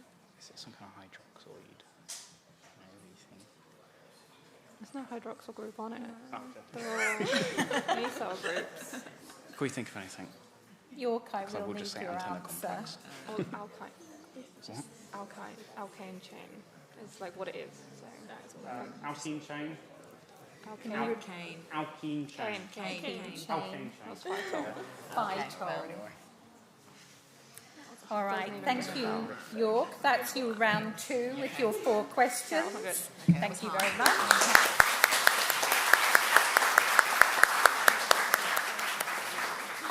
Right, Reading, we're ready for you. Round 2, and your first question. How many pairs of chromosomes are there in a diploid cell of Arabidopsis thaliana? That's that plant that they always like do lots of studies on, isn't it? Yeah. Because it's, I don't know why, because I need to study on or something, but I'm looking at you, but I'm not sure why. 18 pairs. Yes. If you've at least got some intuition, I will go with that because I've got none for you too. Yeah. Are we happy to get 18 pairs? Yeah. 18 pairs. Good. Okay, our final answer is 18 pairs of chromosomes. 18 pairs. Wow. The answer is 5. Okay. Some intuitive hit is better than nothing at all, honestly. Usually there's something in it. I'll move you on to your second question, Reading. What compound gives ripe tomatoes their colour? Oh, yeah, could be. What were you going to say? Catherine said like you said what's it? I might ask you to say it, is that okay?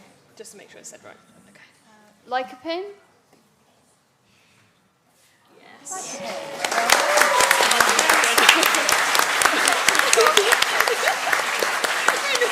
Wow. Thanks, Doctor. And your question 3.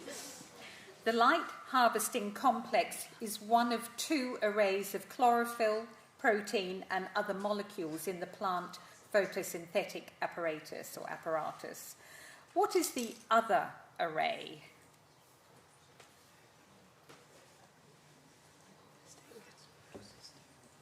Sorry. Yeah.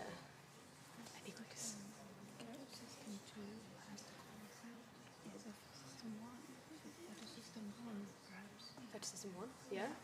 Happy with that? We're going to go photosystem 1.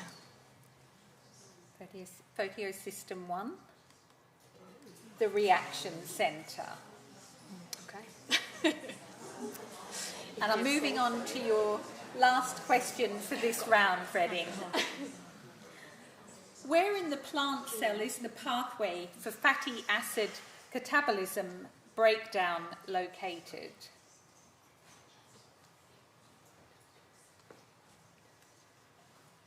Can you see the photo? It's labelled.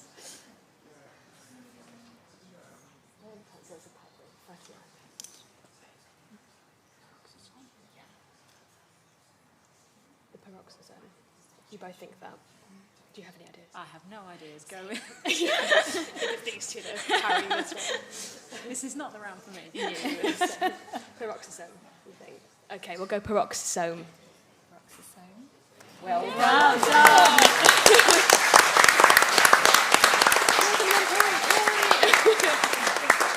And a little note there for us, not also in mitochondrion as in animals, but yeah, well done. So that's the end of round 2, and we're going to move on to round 3. After round 3, Reading, that's when you're wanting to swap out a team member, so we'll enable you to do that. Thank you. These questions are for York. Okay, York, question 1. Your plant is Glodophyllum oligocorpus. What family is it in?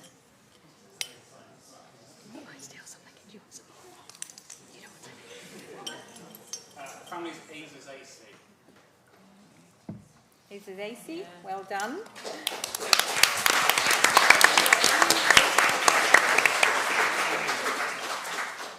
We're going to explore this a bit further.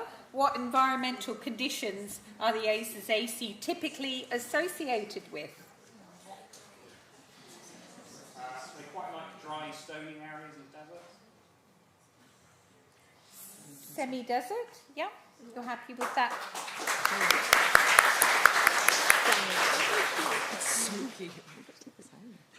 Lithops are well-known members of the Azaceae. How do they manage to photosynthesize while being mostly buried? So, I think the top of the leaf acts a bit like a greenhouse, so the light can go down through the top of the leaf and into the chlorophyll at the bottom. Okay, like transparent. Yeah. Sounds legit. Yeah. Mine's good. So the kind of top of the leaf is transparent, and the light can kind of come down through the top of the leaf and then hit the chlorophyll at the bottom, which is all buried underground. Yeah, that's it. Clear. Clear epidermal cells and internal parenchyma cells allow the light to penetrate below ground. Well done. And your last question for this round, York, is 2 members of this family are naturalised in the British Isles and are known by the common name Sally My Handsome. What's the derivation of this name? It's a peculiar name. Is there a song? I don't know. A lot of them are called bacon figs, but that's not helpful. Sally's husband. I can't even remember which ones are naturalised in the UK. I can't find the basement. Yeah, where are they? I don't know. There'll be some kind of pavement mark probably, but It was on the pavement that grew on. Sally's house. Outside Sally's house. She tripped over it. it's not like the Latin name. I was thinking, is it trying, is it like Salamanca or something? It could be. Converted. It could be something. Go with that? Don't say that. Who's going to kick us? Okay, York. We're going to guess that it's some kind of like butchered form of the Latin name that's kind of just become popular. Okay.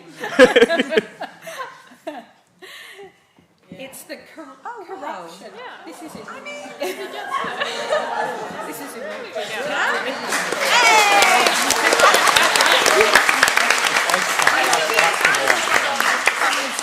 Like I was saying Latin earlier. The tray. Reading. You're on to round 3, and then you're swapping out your one of your members.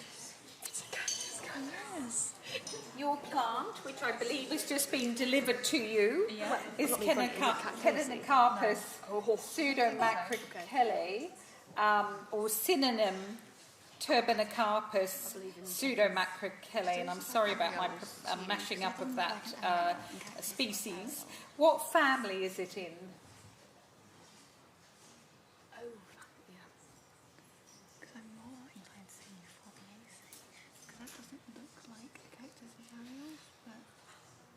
You think you feel BAC?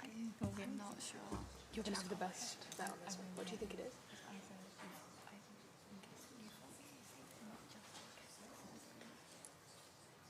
Why do you think it is UVBAC? No, Is that the phone?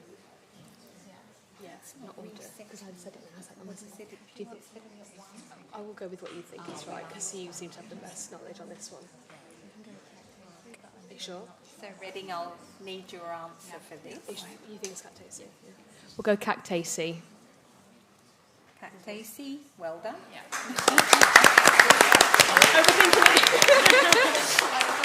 All right, I'll move you to to question 2. Cacti are protected under the Convention on International Trade in Endangered Species, it's known as CITES, within a year, either way. When was this treaty ratified? Quite so specific. The 80s? I can see a few people gasping in the audience, whether they've got that year. I think 80s, but when in the 80s? I can't even think about it. I guess it's going to be 96, so I'm 96? That would be my guess, but if you think the 80s, you're more like... Well, no, because I'm you're working with cactus. Like, we're thinking it's going to be early, but maybe not. Maybe You think it's 1996? That would be my guess, again, completely. So Yeah, but it's never a shot in the dark with you. Exactly. It's coming from somewhere. It's like you knew Linnaeus. You have to deal with plant imports, though, don't you? No. I mean, I had no idea. So And I'm like going, 10 years Ready? back. I will need an Yeah, answer. 96. Go with yours. Yeah. We're going to go 1996. I'm sorry, it's a little bit earlier than that. Oh, 1976. Well, both Or we decades are would have wrong, so- accepted 1975 or 77, either side of that Even year. alive, so. I'll move you on to your question 3. Which key vegetative features distinguishes this family from other succulent plants? Yeah, so isn't it the vegetative feature? What are the areoles? Oh, okay, yeah. I was going to say it's got to be something spikes. Areoles as opposed to... Do you want to say it, yeah? areoles of spines as opposed to 2 spines. Thank you. The areoles. Well done. I'm so good at that. And your last question, Redding, is what's the derivation of the word cactus? Is that something you stumbled upon in your time? Cactus. Do you think it's sort of something to do with like a South American kind of word? Or maybe not, because you find cacti all over the place, don't you? It's a stupid thing. Any ideas at all? Sorry. Onomatopoeia. Cactus. Something to do with like the water storage capabilities. We're just going to go with something to do with the water storage capabilities. The Greek word cactos for a cardoon flower. Naturally. So I'm sorry. Sorry, Redding. All right, that's the end of round 3. Thank you very much. See you in a bit.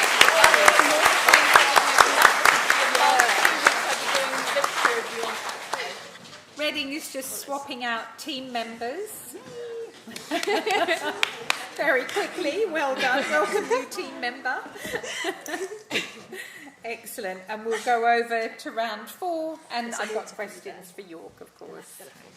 Soviet Armenian botanist Armen Leonovich Takhtan is best known for developing what? Is Serbia a clue to his age, or was it a while ago? Yes, it will be a while ago. I think it's some kind of pesticide, fertiliser, or a breed of a crop. I would go with that too. It's not Can't medicinal. believe I've never heard of Probably it. not. Maybe an insecticide or something. Fungicide. I'd probably go with... What plants have got behind them? Is that relevant? Would they give us that big of a clue? It's a pretty obscure guy. Did he do it in 2021 or is that just the stamp? No, Soviet. Did the Soviet Union like to do with plants? And York, I will need your answer. What should we say? Fertiliser. Fertiliser, yeah. It developed a new kind of fertiliser. New kind of fertiliser. Classification scheme for flowering plants. So I'll move on to your second question for this round 4.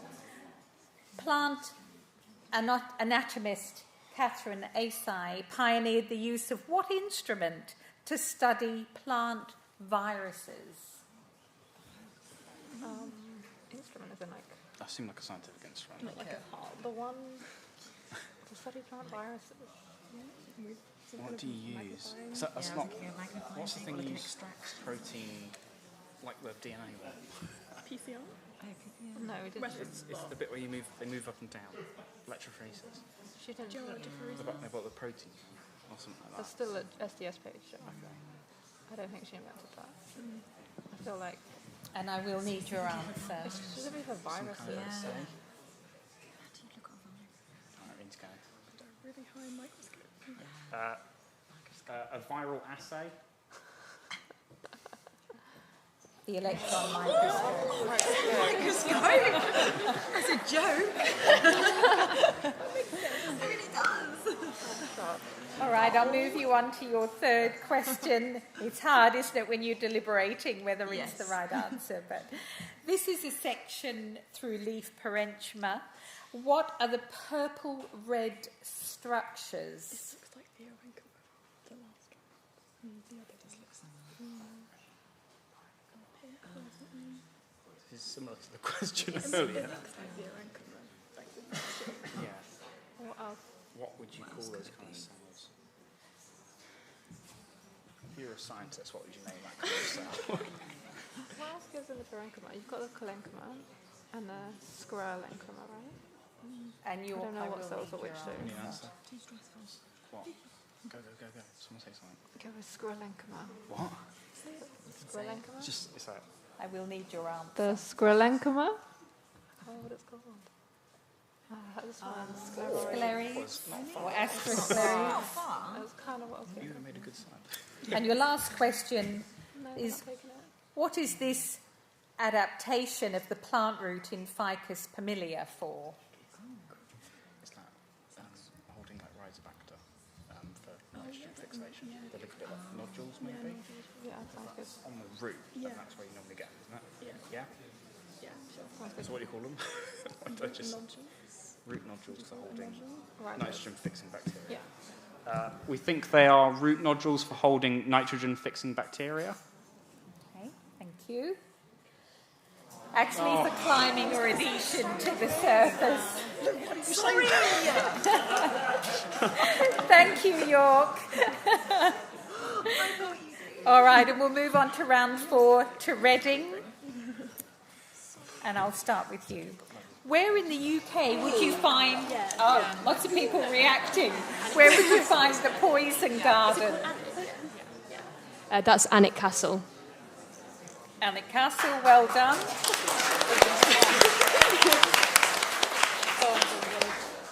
In which country is the British phycologist Kathleen Mary Drew Baker revered for her work on the edible seaweed porphyra? Where would that be relevant? It could be anywhere. Could it be like Japan or something? Like seaweedy country? Yeah, true. What is a seaweed country? Everywhere. You might have to narrow it down. Sorry, that wasn't the answer. I will need your answer. Should we go Japan? Yeah. Let's try. Japan. So be straight to this. Well done.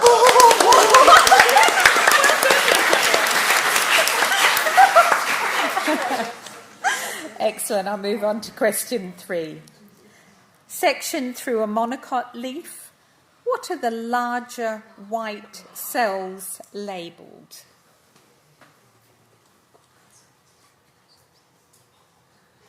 The what now? Oh God. Good point.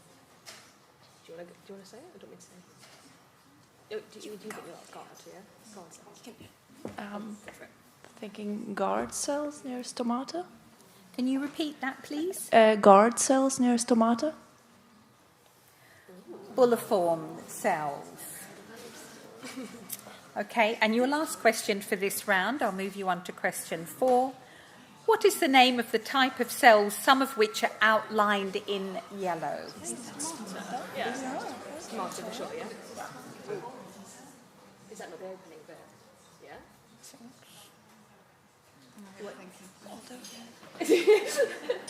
It starts again, and you're like, wait. Does it have anything special? Yeah, is there any other part? I don't know. The name English called guard cells. Yeah, Sorry, say that again. I really don't know. I will need your answer now. now. Guard or stomata. Stomata? The guard. I'm so sorry. The guard cells. Right. We're at the end of round 4. You have 2 more rounds to go this afternoon. Yeah, sorry, Catherine. And I'll move back to York, ready for your next round of questions in round 5. And we're moving back to lichen again. Sorry everybody, there's a lot of chat in the audience. Just make sure that the team can hear us. Identify the genus or common name of the lichen, please. So this is a bit of a favourite of ours, touch wood. I think this is tree lungwort or Libraria. Libraria pulmonaria. A lungwort lichen. Well done. And I'll move you on to question 2. Identify the species of plant, please. We think that's rusty back. Rusty back fern. Asplenium cedera. Question 3. Identify the genus or common name of this plant. This is a tricky one, which is smooth cap. Common smooth cap, I know that. I think this is common smooth cap, which I think the genus is a Trichium. Trichium. Etrichum, well done. Angulatum. Common smooth cap, yes. And your last question, as you're speeding through this round, identify the species of plant, please. We think this one is mouse-eared hawkweed. Okay, great name.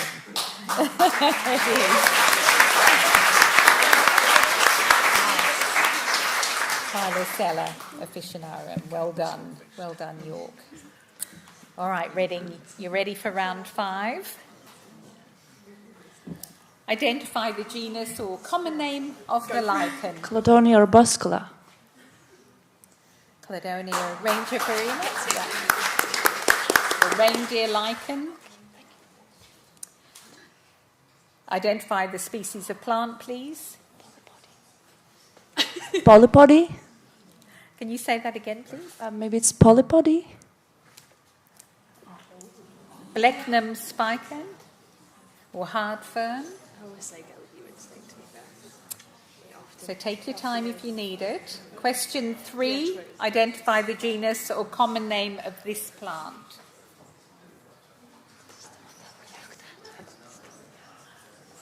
Looking at that and just over this one.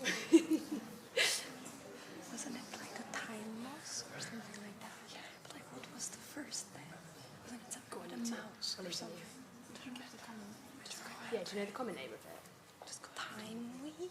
No, time mouse. And Reading, I will need your answer now, please. Time mouse? Time mouse? Common pocket moss or Physidens taxifolius? And I've got one more question for you for this round, Reading. Question 4. Identify the species of plant. It's what, sorry? Oh. Or what, sorry? Bristly ox tongue. Bristly ox tongue? Bristly ox tongue, well done. Helminifica petioides. Well done, Reading. That's us at round 5. You can take a nanosecond before I go on to your last round. And I'm just going to do a quick score recap because we were doing that quite commonly with the other 2 teams and we haven't done that. So York, you're sitting at 18 at the moment. You obviously had an extraordinary start with the puzzle, and Reading, you're sitting at 8 at the moment. And we're going into round 6, and I'll start with York. What type of grass has been used for the courts in Wimbledon since 2001? Green grass. Short. It's not. It's real Short, plants. nice grass. So It's a common the tropics and always bleed grass. Remember, there's not the tropics. A lot of places use too dry. ryegrass. Yeah. What's a really common Just trying to grass think that of you grass. bring on? Like And then royal some rye. places use like fescues and things as well. Fescue for soft. It's kind of been to them. Yeah, but I couldn't really see. You've got your hand back. Okay, York, I will need your answer. I'm going to say perennial ryegrass. Perennial ryegrass. Ryegrass is lowly well done. I'm going to move on to question 2. To which plant family does the curry tree, Bergera Koenigii, belong? Bergera Koenigii.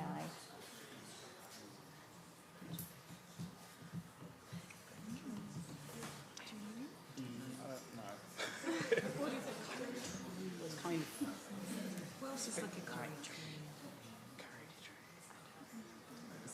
To this exact moment.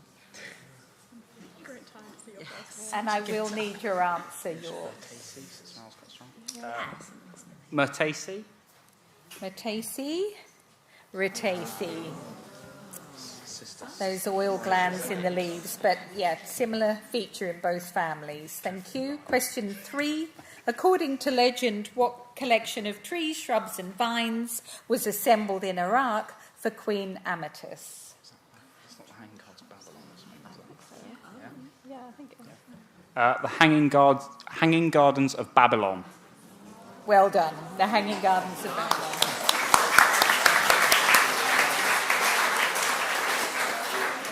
And for your lucky last question, round 6 in the semi-finals, from which plant was the gene for a lectin protein GNA controversially transferred into potato to make it resistant to the aphid Mysis persicae?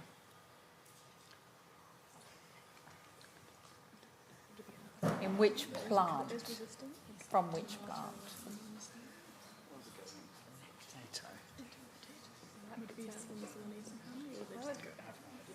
Yeah, I would have guessed tomato.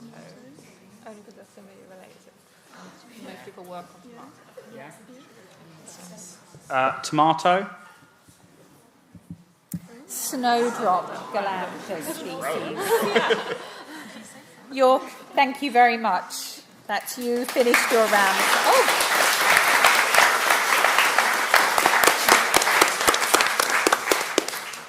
Reading, you've got your full questions for round 6. I just gave everyone a sneak peek. Hopefully you didn't read it then. In horticulture, what is alericulture? That's the only thing I can think of. Does anybody else have any idea? Right, okay, I'm going to get some research of my own growing. I mean, I've never done it, but all I can think is growing olives. The study of vegetable production. Your question 2.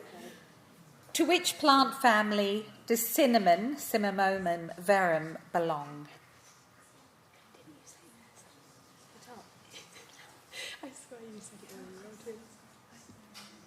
What did you say it was? You literally said it. Do you have any idea? Oh, what is it? What was it? What did you say? Yeah, I thought it would be called banana as well. Oh, yeah. And Reading, I will need your answer. Myrtaceae. Myrtaceae. Lauraceae. Yeah, the leaves, yeah. All right. Yeah. You've got 2 more questions in this round. Anyways, it's just... What series of books ends with the main characters promising to sit in the Oxford Botanic Garden for an hour at noon on Midsummer's Day every year? That's Philip Pullman's His Dark Materials. Well done.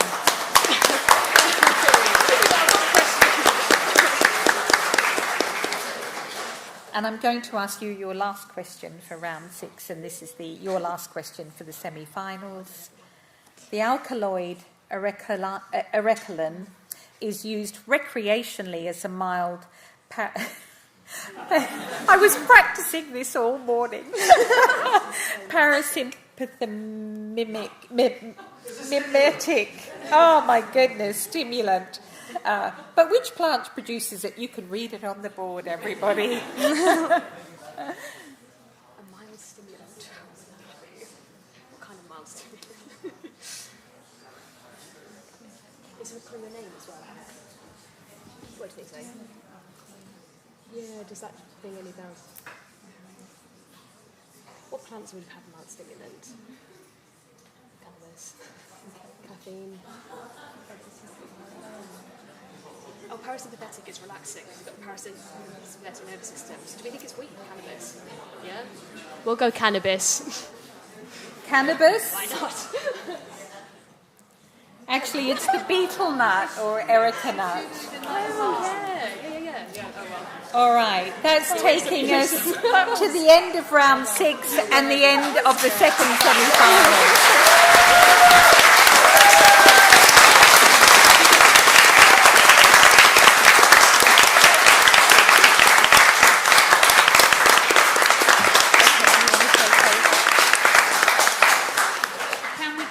Thank you to Dr. Sutherland for chairing the 2 semi-finals this afternoon.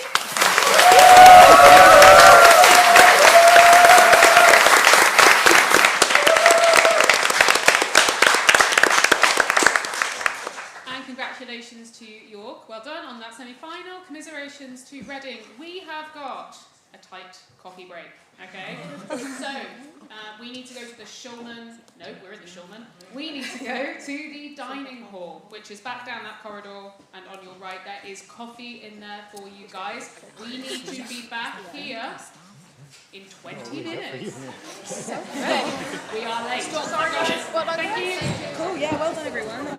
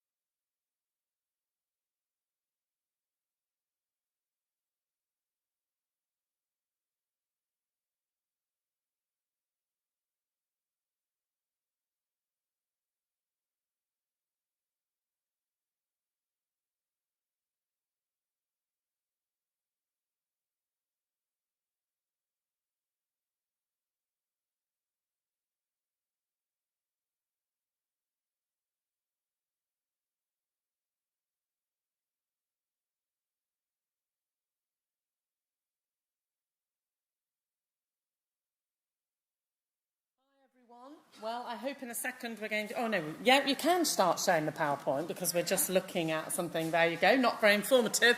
But what you will see that it is round 2 already. And that wasn't because you spent too long getting your tea and coffee. But we've decided that as the war can lead to gross disparities in scores right from round 1, and that feels somewhat disheartening for the team who's been left in that position, that we're going to put that last, just to add a little bit of extra pressure. Oh, yeah. A little bit of extra pressure for the end of the final. I mean, this is the grand final, people. This is not an ordinary round. Okay, we may also, depending on time, because we've got this fantastic tech team helping us here and they need to get home, we might have to skip the very last round of questions, but I'm going to wait for the signal from Jonathan and Lauren, see how we're doing for time.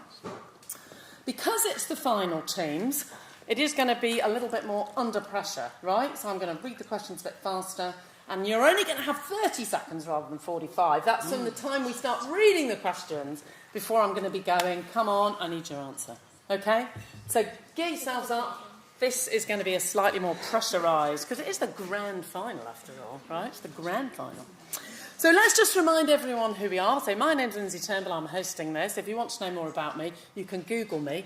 Or I'm around for the next 2.5 days, and I'm really happy to talk to any of you if you'd like to talk to me. I'll be in the dinner tonight and doing some other things tomorrow and Friday. So please feel free to come up and talk to me. I'm delighted to meet any of you. We have got 2 fabulous teams in the final who've battled their way here. We've got Team 1 are going to be Cambridge, just because they're sitting closest to me. And Team 2 are going to be York, just because you're sitting further away. Please don't feel snubbed by that. And we just want to say fantastic congratulations to them.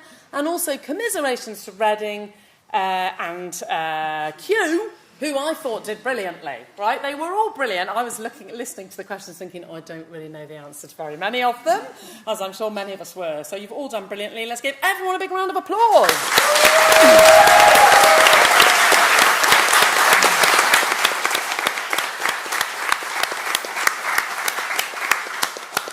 Okay, so we're going to start with round 2.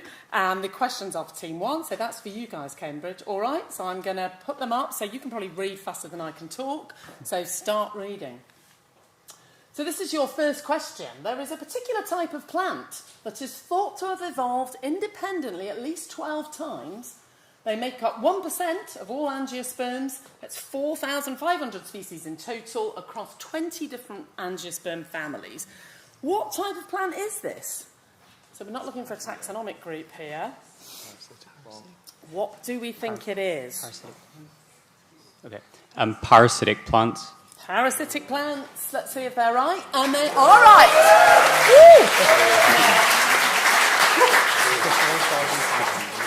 Off to a great start. Okay. Question 2 in this round. Plant ecologists now think it's inappropriate to use the term saprophyte when referring to a plant. Why is that?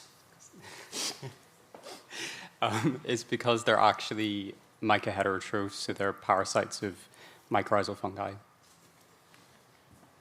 I think, yes, that's right. The plants themselves can't break down the organic material. It's their fungal partners that do that for them. I'm going to give them that. Is that all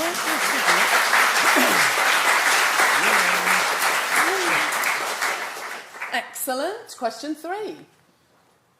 Can you identify the organisation that uses this logo? Yeah, it's a tough one.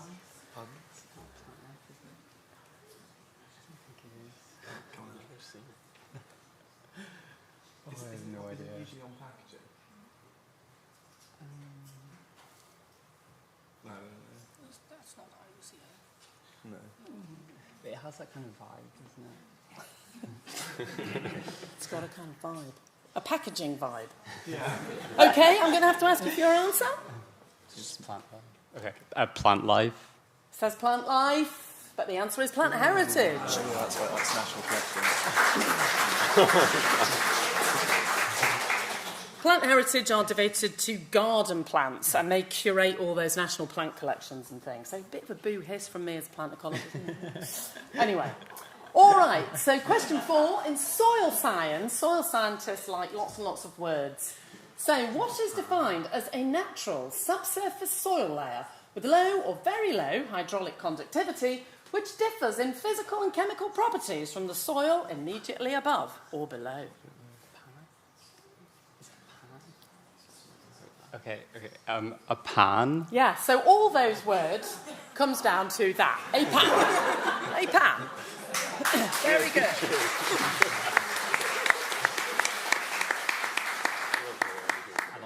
Excellent. 3 out of 4.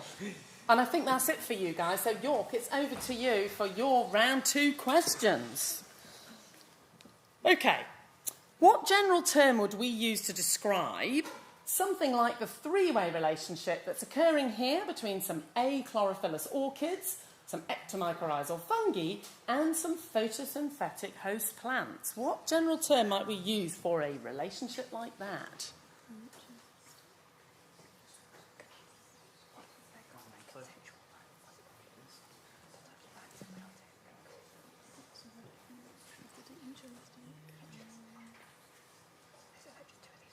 Yeah, probably.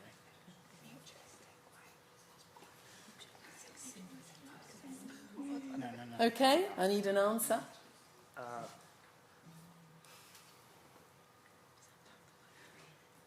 Mutualistic microheterotrophy? It's a tripartite association. I was trying to give you a hint there by saying it's a sort of general term, not specific to that. I think these are beautiful UK ghost orchids, are they? Or European ghost orchids? I'm getting a nod from the captain of York. I'm going to take that as that is correct. Yeah, very nice. Okay, so your second question. The fungi Amanita, including the fly agaric, and Lexinum, Boletus, both form ectomycorrhizal associations with tree roots, so they are ectomycorrhizal fungi, but they have some ecological differences. What is the key ecological difference between these two types of fungi? There's one macrobuscular and the other one's the other type of mycorrhizae. I think the difference there is ecto and endo. Yeah, others is an endo. Oh, they're both from birch. Yeah, I knew that too. Okay, I need an answer. One infects inside the cells and the other one forms like a cup around the outside of the cell. Okay, I'm afraid that's not right. So the Amanita are generalists, but the Boletus here are specialists, mostly associated with a single genus, usually birch. Okay, never mind. Push on.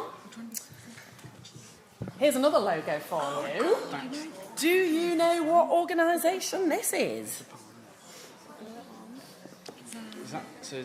Oh my god, that looks so familiar. That's not the palm oil people. No. That's not Botanic Garden Conservation International, is it? Lou, what are you thinking of? I'm not really sure. I've just seen it. On packaging? Well, not packaging. Not packaging. Just on websites. Should I just say something? Yeah. Botanic Garden Conservation International. Is the right answer!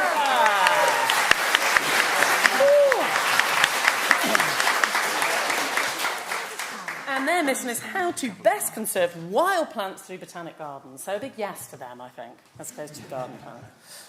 Okay, excellent.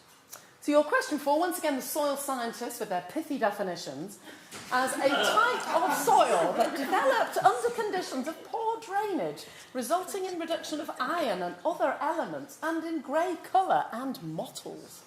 What is that? We think that is a gley soil. A gley soil. Spelt how? Gley, I think. A gleyed soil.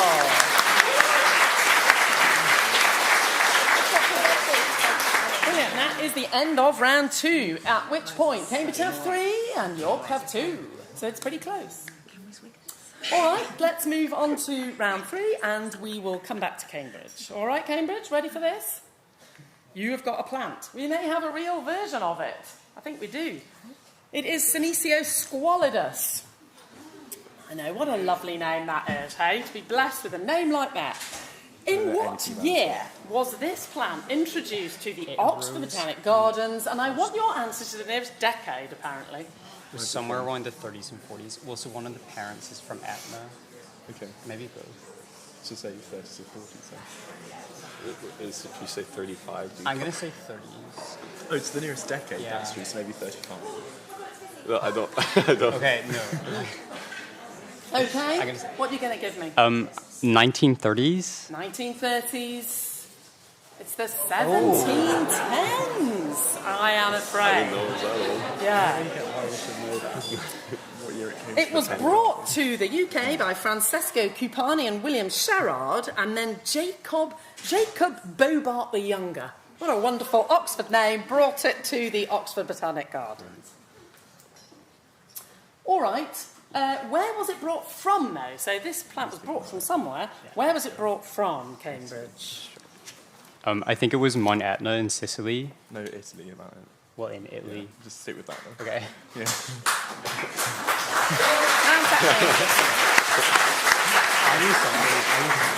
He was about to jump in and contradict you there. People had already started That's why it wasn't clapping. there. It's So just yeah, Italy. Mount Etna in Sicily is correct. Okay. So how was it thought to have spread around the UK? It's quite widespread now around the UK. How did it manage that? Like along railway lines. Along railway lines, correct. You're so good. He's so good. He's so good. Great conduit for sort of ruderal plants like this.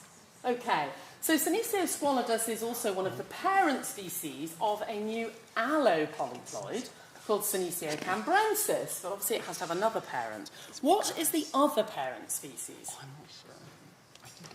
Go good gut. Okay.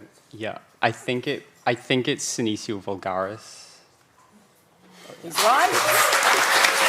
It is Senecio vulgaris. Senecio cambrensis is the Welsh groundsel, or Welsh ragwort. It is that, I think it's the only endemic species in Wales, right? It's endemic to North Wales. No, there's others, there's more. I'm getting some booing. There's more, there's more. Okay, it's not the only species endemic to Wales, but it is endemic to Wales, right? And it formed from this hybridisation followed by a chromosome duplication in order that it could then propagate itself. It's much loved in Wales, right? There's a little project to try and build it up and cosset it. Right, there we go. All right, well done, Cambridge. So, York, you're also being given a plant. Oh, it is Hypnophytum formicarum. What plant family is that in?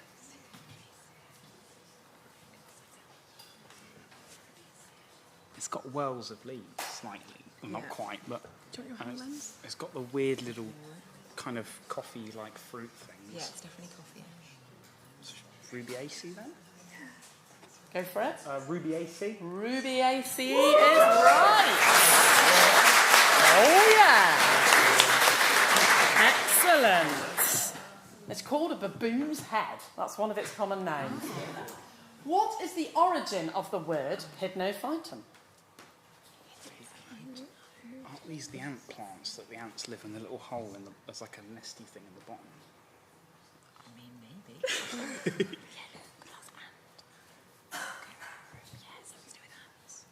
So Hypnophytum's plant, what would Hydno be? Hiding? Surely that's not right.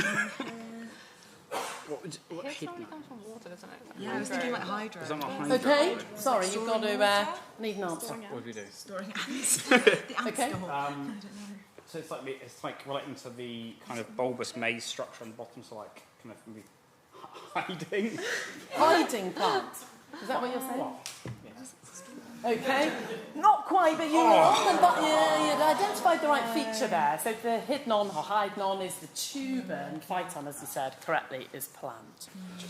Okay, so it has that tuber for a reason. What is one of the adaptations that this plant... I might have somewhat given this away now.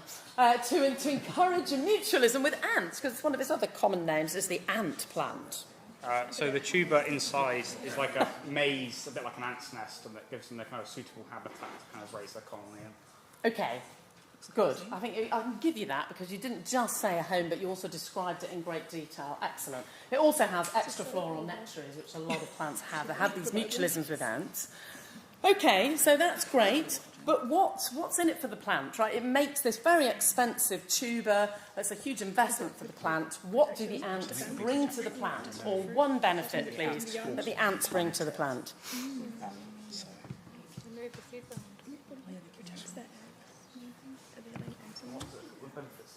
ants provide One some bit to the plant. Should I just go with the planting? Yeah. So we think that the ants help disperse the plant and they form new plants on the trees that they grow on. Let's see what's here. Doesn't say that actually. It says they reduce herbivory by attacking things that come to try to eat the plant, and by bringing in by defecating inside that tuber, they provide nutrients. Okay, so at the end of round 2, Cambridge have 6 and York have 4.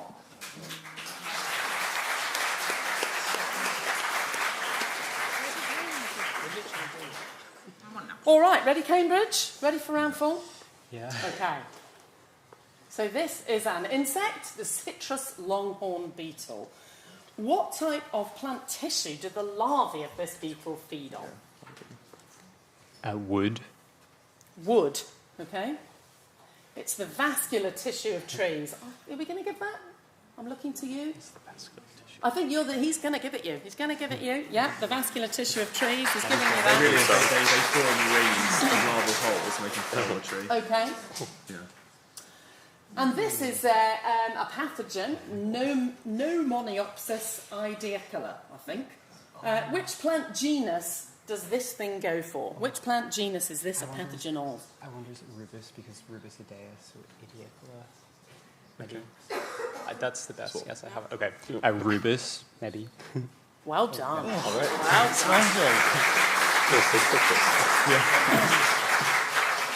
done. Impressive. Okay. So here we've got another insect, a little micromorph. It's Cameraria oridella. Which plant species do caterpillars of this moth feed on? I think it's wheat. I just don't know. It's the most generic micromoth ever. I don't know about that. It's not the most generic micromorph ever. Look at these beautiful markings. It's so small you can count the scales. I mean, it could be a weed, I guess. It's giving leaf miner vibes. Yeah. I don't know. It could literally be anything. It could literally be anything. Do you want to say horse chestnut? That's been in the news recently. Okay. Horse chestnut. Right.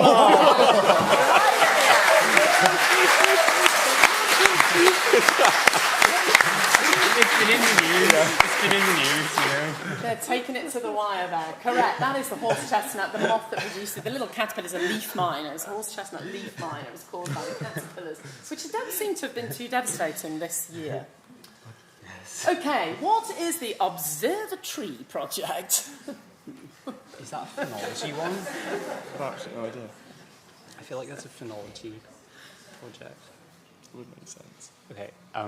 It's like a project to record the phenology of trees, so like budding out times and flowering times and that kind of thing, I think.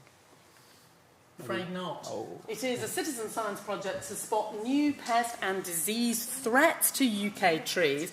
It is a network of 200 volunteers across the UK, trained by government health experts to survey 22 priority pests and diseases. And it's slightly worrying that we've got 22 priority new pests and diseases to UK trees.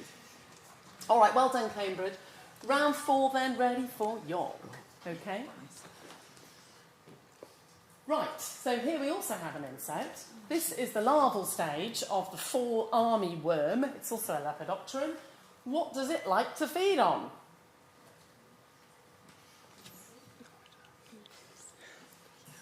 So it'll be autumn. Or is it more going autumn? That may be a potato or something. Something. Yeah. Shall we're going to have a stab at potato. Potato, we're saying, but it's actually grasses and cereals. Frugiperda meaning lost fruit. It's a devastating pest in the southern US. Okay, now here's a rather more beautiful, attractive moth, rather bigger, not a micromoth. What species do the caterpillars of Sidolema perspectalis feed on? That's box. That is box. Nice. It's the box moth. Well done.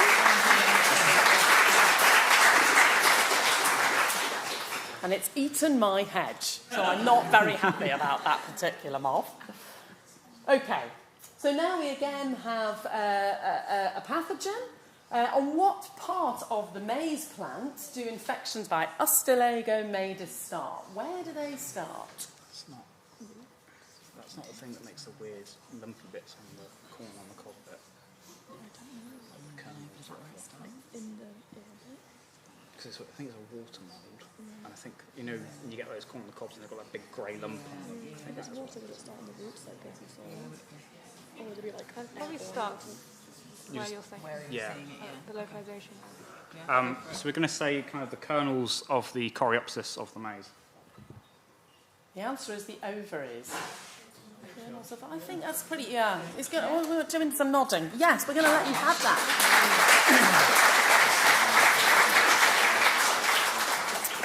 That is one of the fungi that we call a smut fungus, Ustilago. Okay, so now Cambridge might be rather cross to see that. What is the aim of the Budburst project?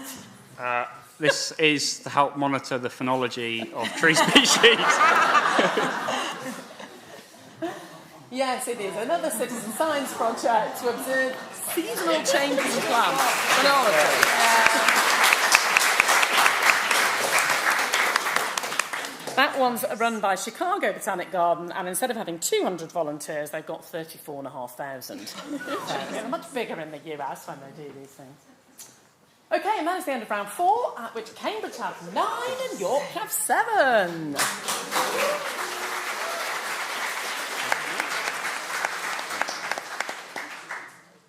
Okay, round 5. Ready, Cambridge? Feeling the pressure yet? Yes. Okay, Chinese silvergrass is an ornamental grass which has become invasive in parts of North America, and it's also one of the parents of an important biofuel crop. What is that? What's the full name of it? What is the biofuel crop, in other words? Yeah. Do you know the full name? I don't know science. Okay, I'll just say, should I just say miscanthus because I don't know anymore. I think we've got that growing in the fellow's garden. Anyway, this thing. I only know the genus is, or I only know it as miscanthus, but that miscanthus. Okay, well, it's Miscanthus times giganteus, because that was also Miscanthus, right? Yeah. So I'm not sure we can give that. No, we're getting a shake of the head. Sorry about that. But it is a species of Miscanthus created by hybridization. Oh, here's a jollier note. What plant traditionally gives the red colour at the base of a tequila sunrise? I'm not cool enough to know this. I think it's cranberry.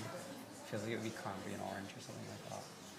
Do you know? I mean, it does have a cherry on it. It does have a cherry on it. it. But I feel like cherry juice, Andrew. I would say cranberry or pomegranate. Cranberry. Cranberry juice is like a common bar. Yeah, I feel like cranberry juice is, yeah. We're going to say cranberry. Gonna say cranberry, but it's actually pomegranate. It's in the grenadine syrup. I don't drink enough for this. Okay. The British explorer, Sir Henry Alexander Wickham, is known for smuggling 70,000 seeds of what commercially important crop in his moustache, I think, perhaps. Anyway, 70,000 seeds of a commercially important crop. What is it? Oh, is it vanilla? It was one that was like commercially important in one country, and they think didn't allow export. Yeah, well, that it's sounds. either vanilla or tobacco. That sounds plausible. Yeah. Okay. We're going to say tobacco.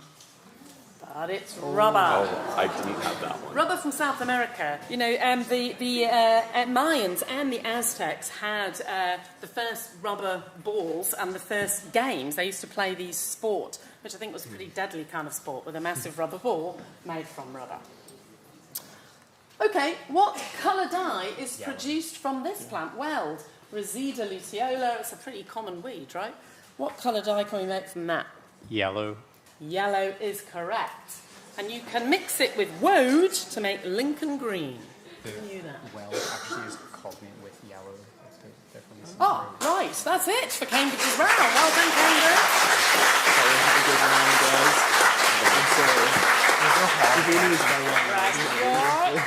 For your round 5 questions. Okay.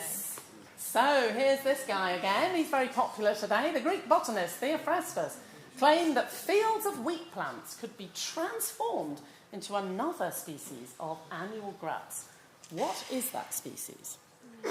Something like that. That looks most likely. Right. What do they grow in Greece? Another what? What do they grow in Greece? I don't know. You can give me the common name, by the way, or the Latin name. Either's fine. Rye. Unfortunately, no. Something called darnel, Lolium tenulentum. So darnel is not what they want, but it often used to infect the wheat fields, and they couldn't sort the wheat from the darnel, unfortunately. And that meant that you can't tell them apart until they start to flower. And so then they thought, look what's happened, someone's transformed my wheat into darnel. Instead of, in fact, they didn't do their weeding well enough. Okay, in Italy, the root of what plant is used to produce a clear liquor known as Enzian and gives the distinctive bitter taste to Angostura bitters? What does Angostura bitters taste like? Delicious. Has anyone had Angostura? I have. What is it? I don't Is know. it aniseed? It's just nuts. Mm. It's a bit gin. It tastes a bit like gin and tonic. Gin. No, I don't know. I could be wrong though. My mum always has it instead of gin and tonic. So I don't necessarily know. Right, going to have to ask for an answer. Italy as well. Clear liqueur, Enzian. What plant is involved? Licorice. Unfortunately not, it's gentian, the yellow gentian. Yellow gentian produces two compounds, and one of them is the most bitter natural compound known. So when they have a bitterness scale, it starts with that compound as the uber bitterest. Okay, here's the Scottish botanist, Archibald... Now, I'm not quite sure how to pronounce that. Mingis, right, is said to have acquired the seeds of what species that had been served at a meal by the Viceroy of Chile, but he doesn't have a moustache large enough to hide them in. Chili. What species? It's not too far. You can't eat monkey pie. Too far south, but like, not chocolate.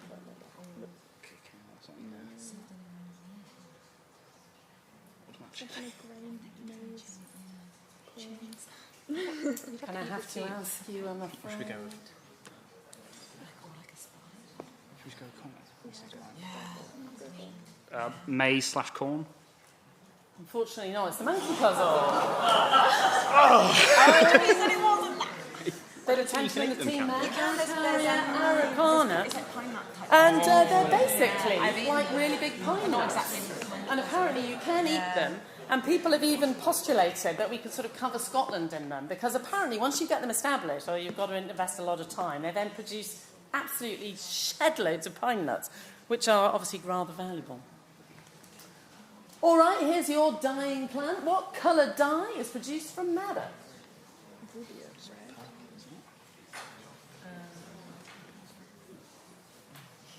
Rubious seems red, but I don't know. I think that's purple. Purple. Should look a bit more closely at the picture, and you'll see the root here is red. It's red. Bad luck, bad luck. Okay, that is the end of round 5, where Cambridge have 10 and York have 7.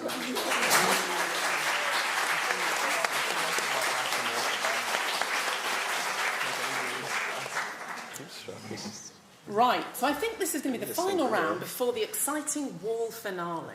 Yeah, Lauren's nodding at me, that is what is going to happen. So, Cambridge, you need to try and extend your lead as much as possible, because York is coming on the wall. Right, identify this rather nondescript plant species. Not allowed to say that. Yeah. No. Slaginella. What's it in English? You can give me an English name. It doesn't need to be a Latin name. Is it alpine cosmos? That would make sense. Oh, it's Slaginella. That's right, yeah. Yeah. Slaginella slaginoides. Oh. I know, I heard you say alpine cosmos as well. I know, but I'm not allowed to give any hints. Oh, well. Okay, that's the alpine club moss, a lycophyte. What is the genus or common name of this species? I don't know. Of seaweed. It's a seaweed. Okay. Porphyro. Chondrus crispus, Irish moss. You're literally from Yeah. Ireland. That is a carrageenan, and it's used in food. It's even got its own E number. It's E407, which I would have accepted as well. Okay, in this photograph there is a feathery-leaved plant. Does look like it. What do you think it is? Pignut. It is pignut. It is pignut. Conopodium majus. One more, guys. Come on, one more. An edible APAC. And question 4, identify this plant. It's rather lurid yellow colour. Yeah, which sedum acre or acre? Sedum acre, yeah, correct. Biting stone crop. Okay, well done, Cambridge. That's the end of round 6 for you. And it's time for your round 6 question. So, a rather similar looking plant. What is that now? That is Fir Club Moss. That is fir club moss. Man who knows his lycophytes. Right. Question 2. You've got yourself a seaweed, rather unattractive. Give the genus or common name of this seaweed.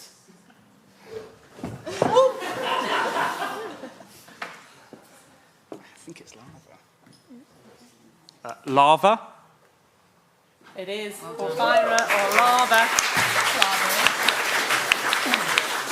And the Welsh make lava bread from this very thing. It doesn't look like the best start for bread, but no, I'm getting dirty looks again. Okay. Here are some attractive leaves growing among some moss. What is this plant? This is Sanicle. It is Sanicle. We haven't got its lovely flowers, which is a bit of a shame. Yeah, that's a beautiful plant. Okay, and finally this one. What is this plant? It's a slightly odd angle, but it's this one. It's not that stuff in the back. This is Wall Pennywort. It is wall pennywort or navelwort. Yeah, umbilicus rupestris. Well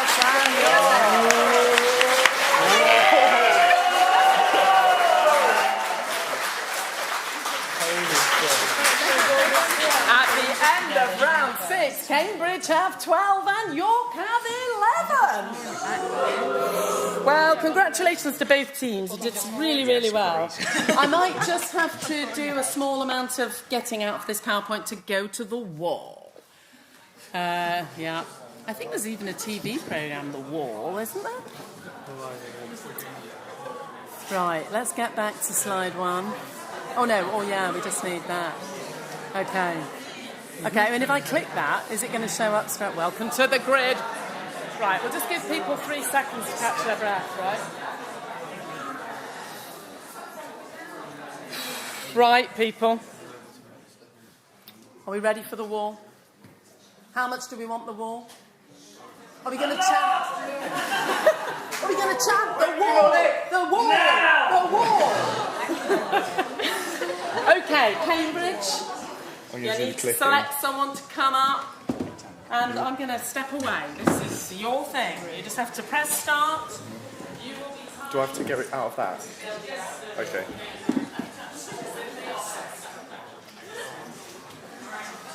Not too much. Ready, team? Huh? Sorry. How do you scroll? Down to the time. Okay. Okay. So it's Deadly Nightshade, coriander, sea holly, don't know, giant hogweed, hemlock, myrrh, woad, I think cucumber maybe. So I mean, Heracleum and Conium are both poisonous Apiaceae. As is Enanthe crocata. And so is this, isn't it? Maybe. Try it. It might be a false. Atropa belladonna is also very poisonous. Yeah, that's true. Or you could try all the Apiaceae ones, so Docus, Crota, Conium, Heracleum, and oh, Eryngium's also in the Apiaceae, to be fair. Oh god. What about bulbs? Look, bulbs, Eryngium. Eryngium's not bulbous, taproot. Okay, well. So what about indigo and Isidis are both blue dyes. Yeah. And then crocus. Oh yeah, Yeah, crocus crocus is is a dye. a dye. That's a dye as well. Red. And Can you say one of the other ones? maybe coriander, I'm not sure. And then try the hematoxylin as well with the isolus, crocus, and indigo.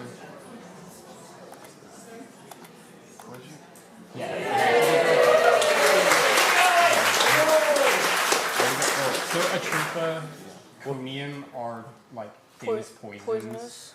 Enanthe as well, because that's where sardonyx flower comes from, I think. And then what's this? I don't know. Oh, aconite. Oh, of Aconite, course, yes. yeah, they're all famous poisons. Yeah.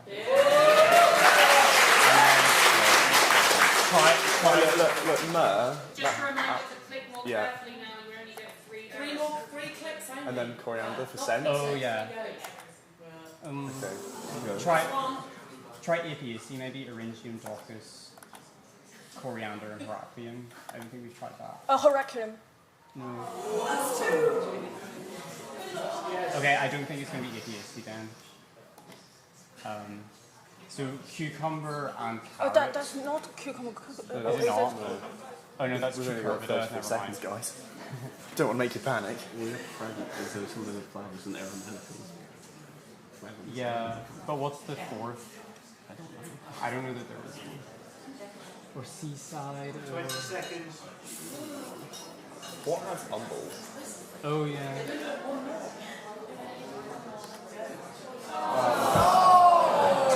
But you get to identify the groups. Well done, Cambridge. You did very well. Okay, so those are all dyes.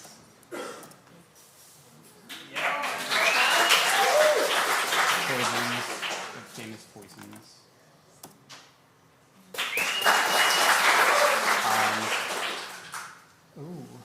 So Heracleum, that's from like. That's I think that's from the apiaceae. Caucasus. Eryngium is European. Daucus is. Is Myrrhus apiaceae as well? I have no idea. I guess it could be. Yeah, should we try? What are they all? I think they might all be carrot families. Is that how you spell it? Yeah. Doesn't matter. Oh yes. Herbs. Fragrance, aromatic. Herbs, coriander, fragrance. I don't know any. That's the mystica is also sort of a fragrant herb as. It's like herbs and spices. Herbs kind of and thing. spices. We did. Yeah. We're going to give it. Thanks, guys. Thank you.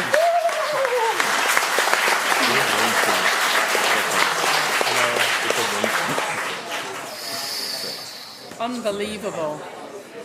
Okay, so what does that bring Cambridge's total to 17? Didn't we have 12? That means, York, you've got to solve the war to win this grand final. No pressure. I mean, no pressure.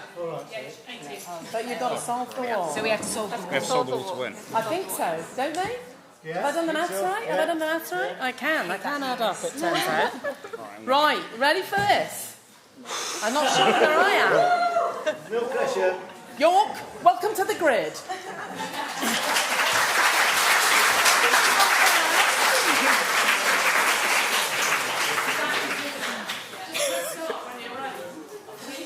Okay. We ready? Yeah, come on. Remember loud. Okay, you can be loud. So this one's holly. Next one's a rare dandelion, Welsh groundsel, some kind of spurge. There's another rare British hawkweed. There's a yellow rattle. Well, we've got parasitic plants and everything. Okay. And we've probably got rare British endemics or something. So maybe Cambrica, Hieracium, Taraxacum, Cariensis. No. Limonium is another. Oh, we've got. Have we got apomictic species or something? I mean.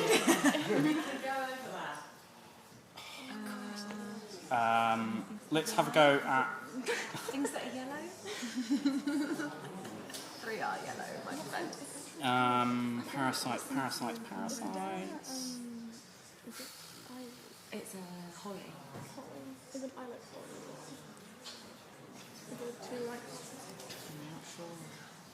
Oh, apomictic, that's the other apomictic. There you are. Like with brambles? Oh, what?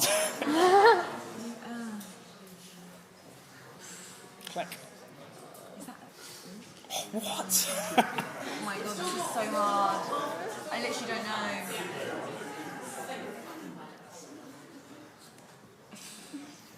Mysteries Coast is tax. I just know that there's more than the yellow. Where have you hid these? Is some of them yellow, Kian? Is that too simple? It could be good. Yellow, try it. Is Taraxi... Yeah. No. Okay, not yellow. There's a lot of yellow things. There's loads of yellow things. I don't think right, though. That's ivy. Fiscamal, but I can't remember what that is. Things with blackberries, maybe? No. Oh, that's because they're not there. Oh, you've right. What's with the eyebrow? What's else got a blackberry in it? Nothing. Anything's holly and ivy? Yeah, what's holly? Like Christmas? Mistletoe. Oh, parasites. That's the parasites. Okay. Pedicularis, Rhinoceros minor. Which one of these? Just try Cambrica. Try both. You've got time.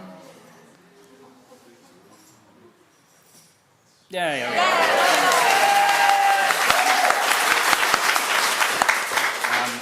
Cambrica and... Spectrum. This is going to be very tight. No, you just did that one. You just did that. Yes.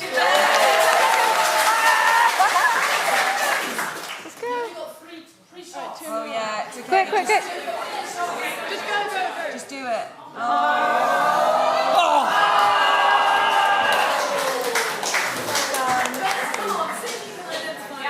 Yes. Get back some redeeming points. So these are parasites. Yeah. Oh, hemiparasites. I was going to say, don't even. These must be like endemic kind of... They're like weird... They're like microspecies. Although Dapterized might not be. Oh, I don't think... Is Cariensis even accepted They're anymore? all British. Good Cambria, Yeah, it's like all British Isles or something. Yeah. Yeah. Yeah. ECIEN.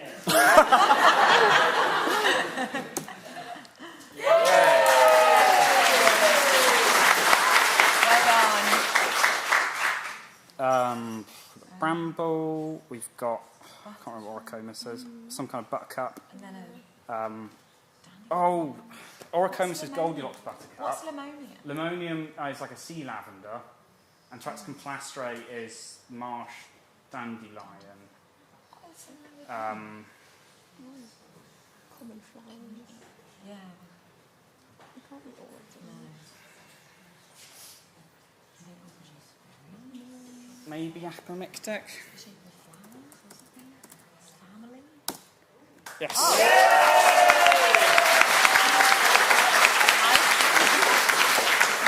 These are surely evergreen. Oh yeah. Oh. When Christmas!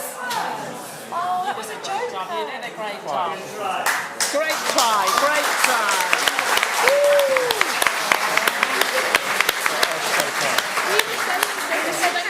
So, can we get a final score? Were you recording what... Oh, I have to hit complete grid. Oh, 4 points. It was five, yeah. So at the end of this incredibly exciting final, York have 16 points, but Cambridge have just edged them with 18 points.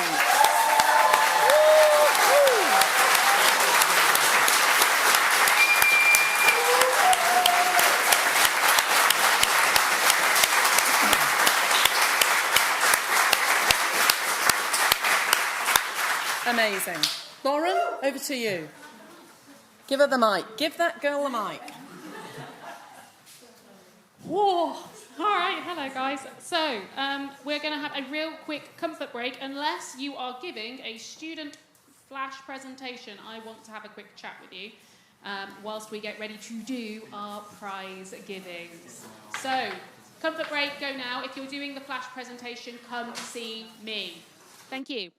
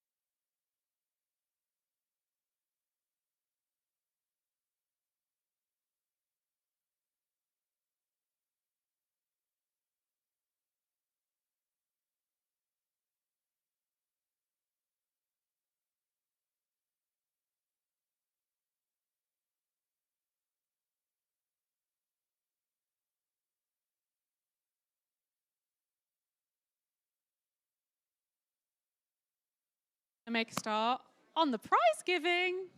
Hooray!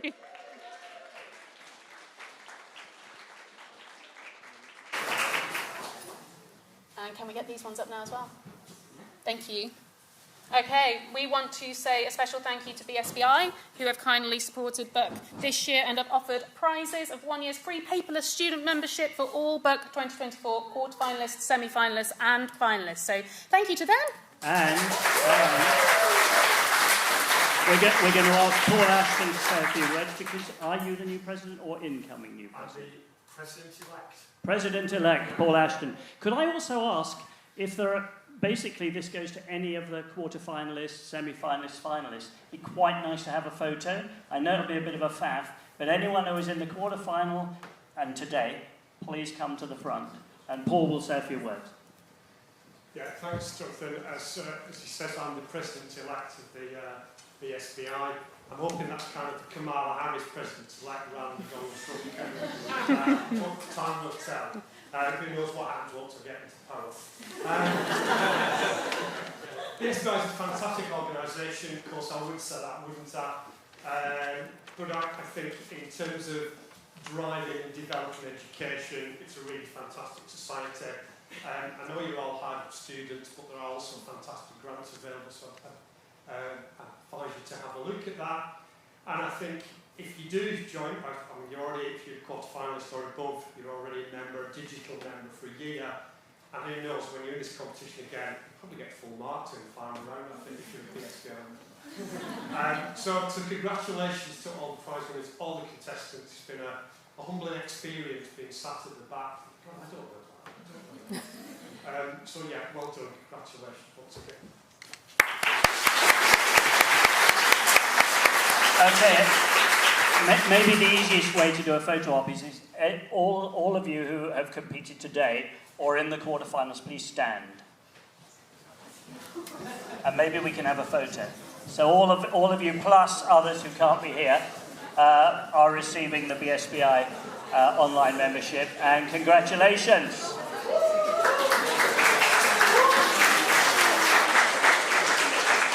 Wave, nice big BSBI wave.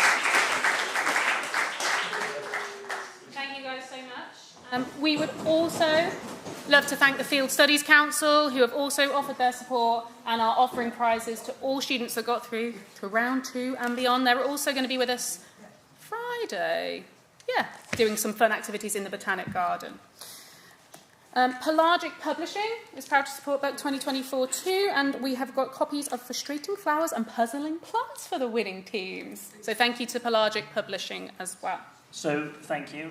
We have John Warren here, who wrote that wonderful book, and also is a, round of applause.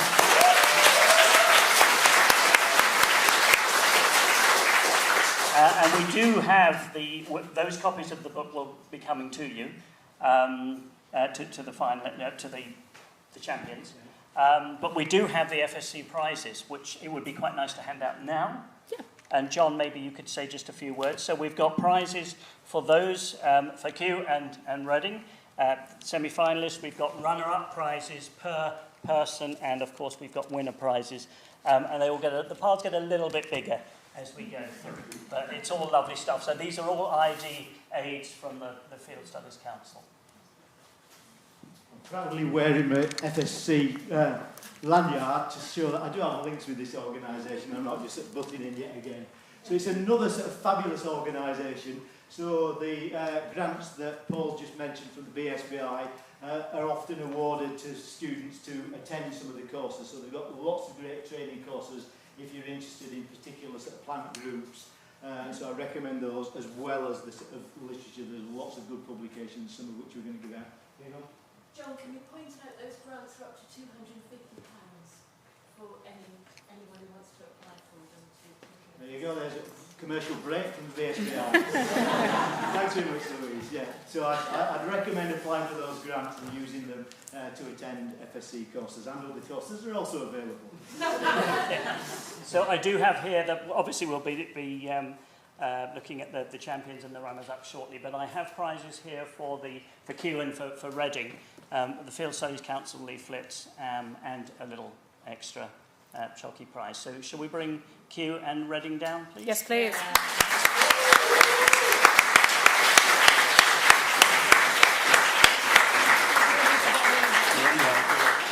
In a nice row. Okay, so that's for one of them. Just give it to one of them, they can hand it out with them. And for the other. So we'll get a nice photo. Arrange yourself aesthetically. Okay, guys, get snug in the middle for me. Come up. Bottle line and system.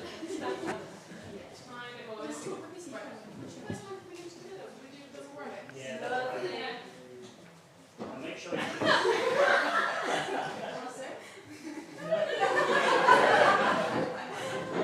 Okay, big smiles, guys. Thanks to the Feel So Scout staff. Thank you.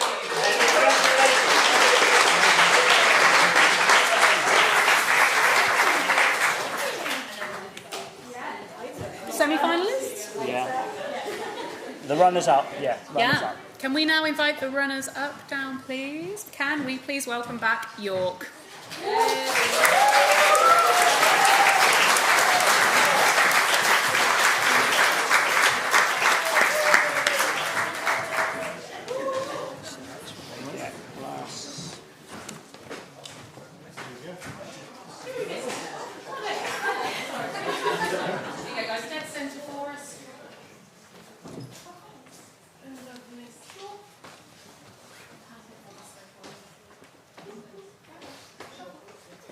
Perfect, thank you. Big smiles. Yay. Thank you very much.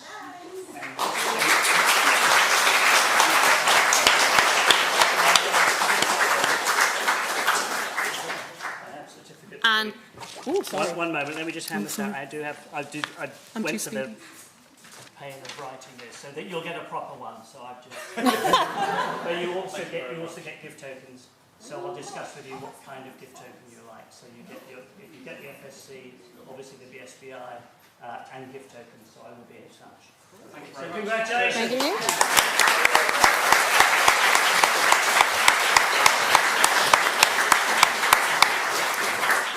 And can we welcome back our champions of Book 2024, the University of Cambridge team, please? And we'll get the Oxford team to come in as well.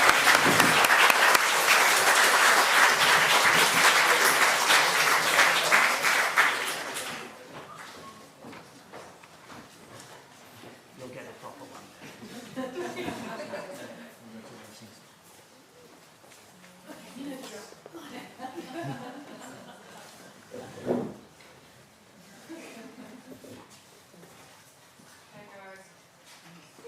Congratulations. Yay. Amazing.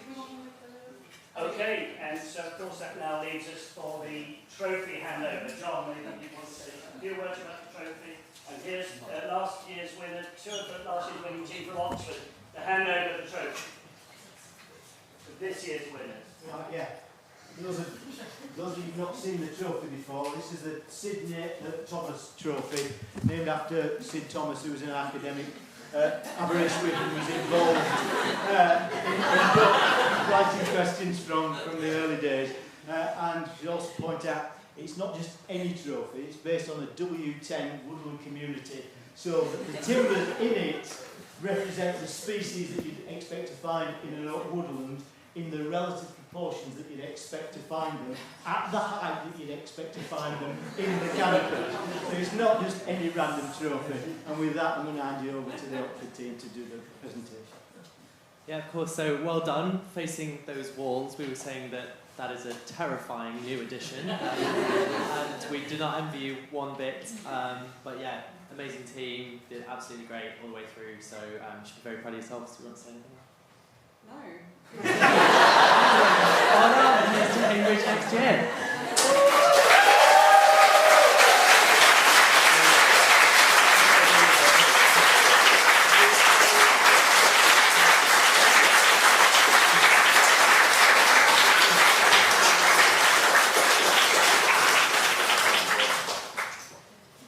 Okay, we're getting there. Thank you guys so much.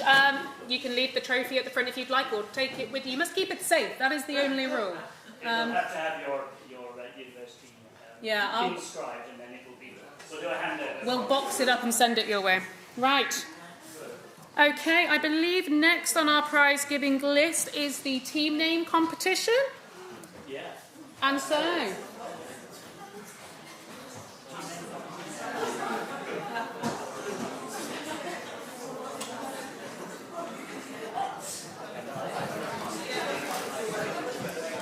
As you may have realised, Buck is full of some hilarious little traditions that make it a lot of fun, and the team name competition is one such thing. Right, hello. So we've got the team names competition, and I mean, the names are just fantastic and so imaginative. And the ones that got picked as the best team names this year were the team from University of Dundee, the Dundee Daylilies, and the second most popular one came from University College Dublin, the House of the Rhizome Sun.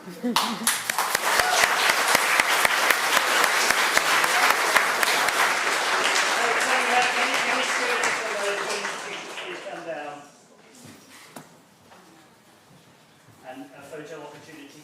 I'm and I'll coming. tell you what the prizes are. So for the first prize, you can choose one of those delicious things, and the second prize, one of those. So Dundee, pick which of those you'd like, and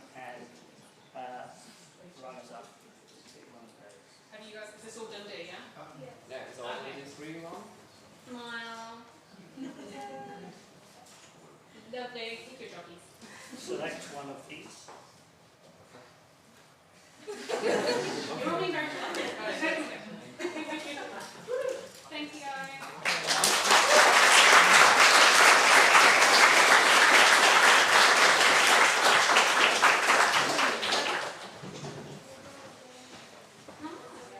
House of the Rhizome Sun.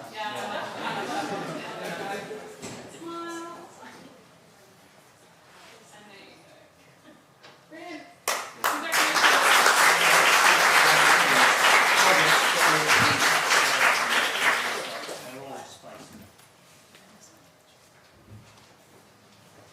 And then we also have the Limerick competition, a new entertaining addition this year.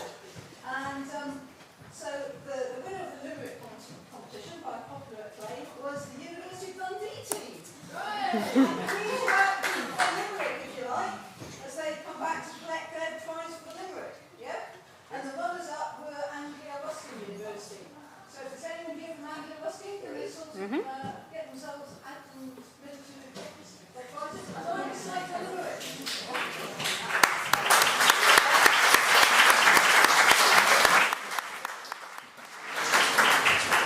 There was a young botanist from Dundee. In gardens they wander with glee, from the Magdalen Green to the floor so serene. Dundee's botanical wonders they see.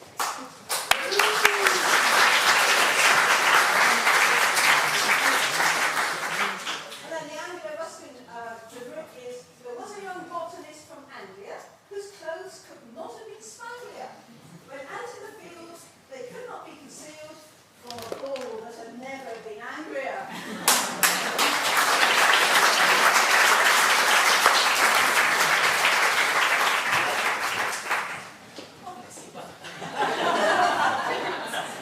Would you like your prize? Thank you very much.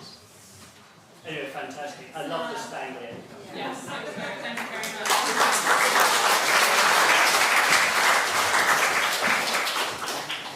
Okay, we're getting there. The last competition that we ran as part of Buck 2024 this year was the art and photography competition. Thank you all so much for everybody that entered. Are we ready to show the shortlist? I've got it ready. I can see it. Is it time? Do you want me to put it up? Okay, on the screen we're going to show you the shortlisted categories, and Ellen is going to talk. Ellen helped me put this competition together, helped arrange the judges, go through the panel, sort everything, so she's going to say a little bit more about this year's competition. It wasn't just me, obviously. There are two people who also really helped organise this competition who aren't here, and they are the actual photography experts. I did the art section. Lucy Morley and Maya Parag are not here, but very much made this happen. Just to say a quick thing about this, I think it's really easy for us as scientists and ecologists and all sorts of botanists to get really caught up in the technical stuff, in the science of it, and the minutiae, and I think it's really important to remember a lot of the stuff that brings us outside and brings us to plants is their beauty. And the way to capture that through photography and through art, I think, is a really great way to remind us of that fact. So, soppy section over. We had 3 categories this year. We had a DSLR category, which I'm told is a type of camera, a smartphone category, and an art category. So to start with the DSLR, the theme was Survivor. As we know, a lot of our plants aren't doing very well at all, and this category was meant to kind of like bring a highlight to the fact that plants are being pushed out of a lot of spaces and we are not even noticing a lot of the kind. I don't have 3 hands, so we're going to do this way. Now, the second place for this category was described as bringing out the beauty and strength of this resilient species. I'm very pleased to give second place to Emmeline Smith from the University of Reading.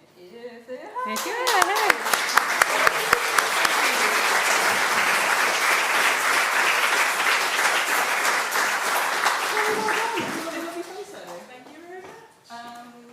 I believe there is future prizes at some point.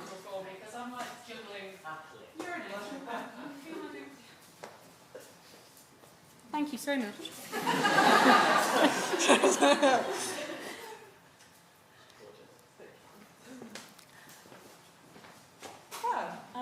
And in first place for the DSLR category, we have a photo that really encapsulated the theme of Survivor, finding a very, very rare plant and then kindly sharing their photo of it with all of us. And so first place goes to Callum McLennan from Lancaster University.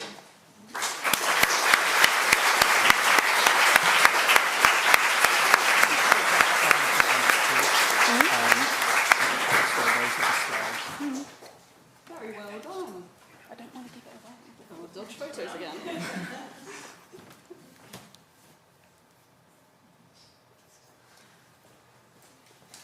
Thank you.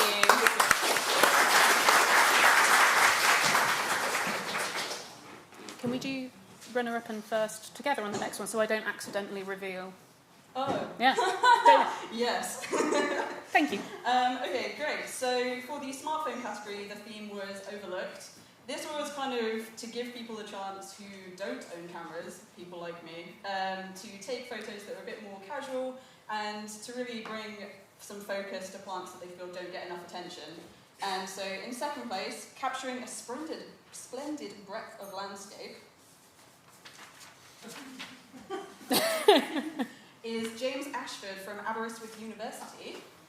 And in first place, I'll get you both to come up this time, as Lauren first, is Marco Dobson from Edgehill University. If you're wondering...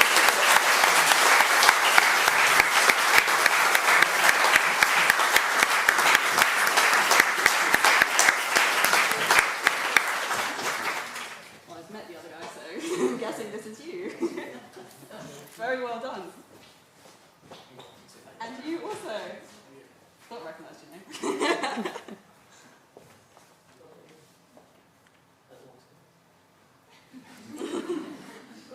Thank you.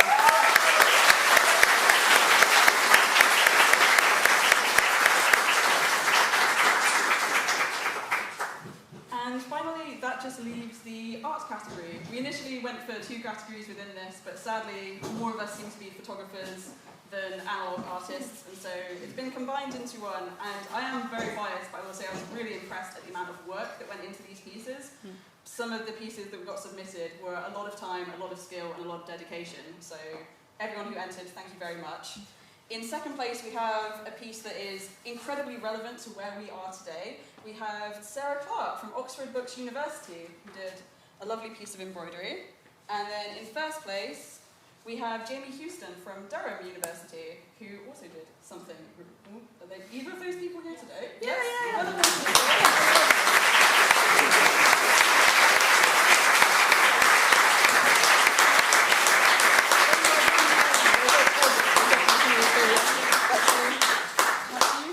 Seriously well done. They're both fabulous pieces.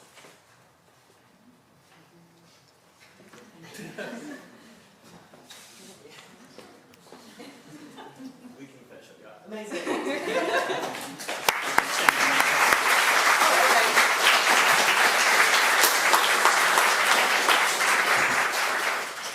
been reassured we will send you prizes at some point in the future. On that note, the photographers, we are sending you vouchers so that you can submit your work into the Young Wildlife Photographer of the Year competition. Go bigger, guys! And artists, you're getting a range of options, actually. We'll be in touch so that you can get something that is most relevant to your media. Yeah.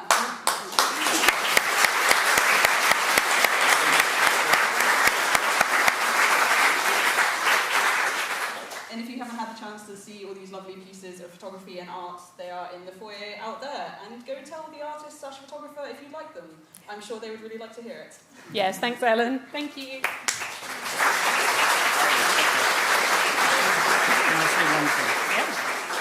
Just to say that we have printed your work, as you've seen, and we would like you, indeed, part of your prize is that you can take that print away. They're very nice quality prints, and we have some cardboard tubes. So all of you, the 15 shortlisted, please leave them to be admired, but you can take your work away with you, and we have special little cardboard tubes for you to take them home without damaging them.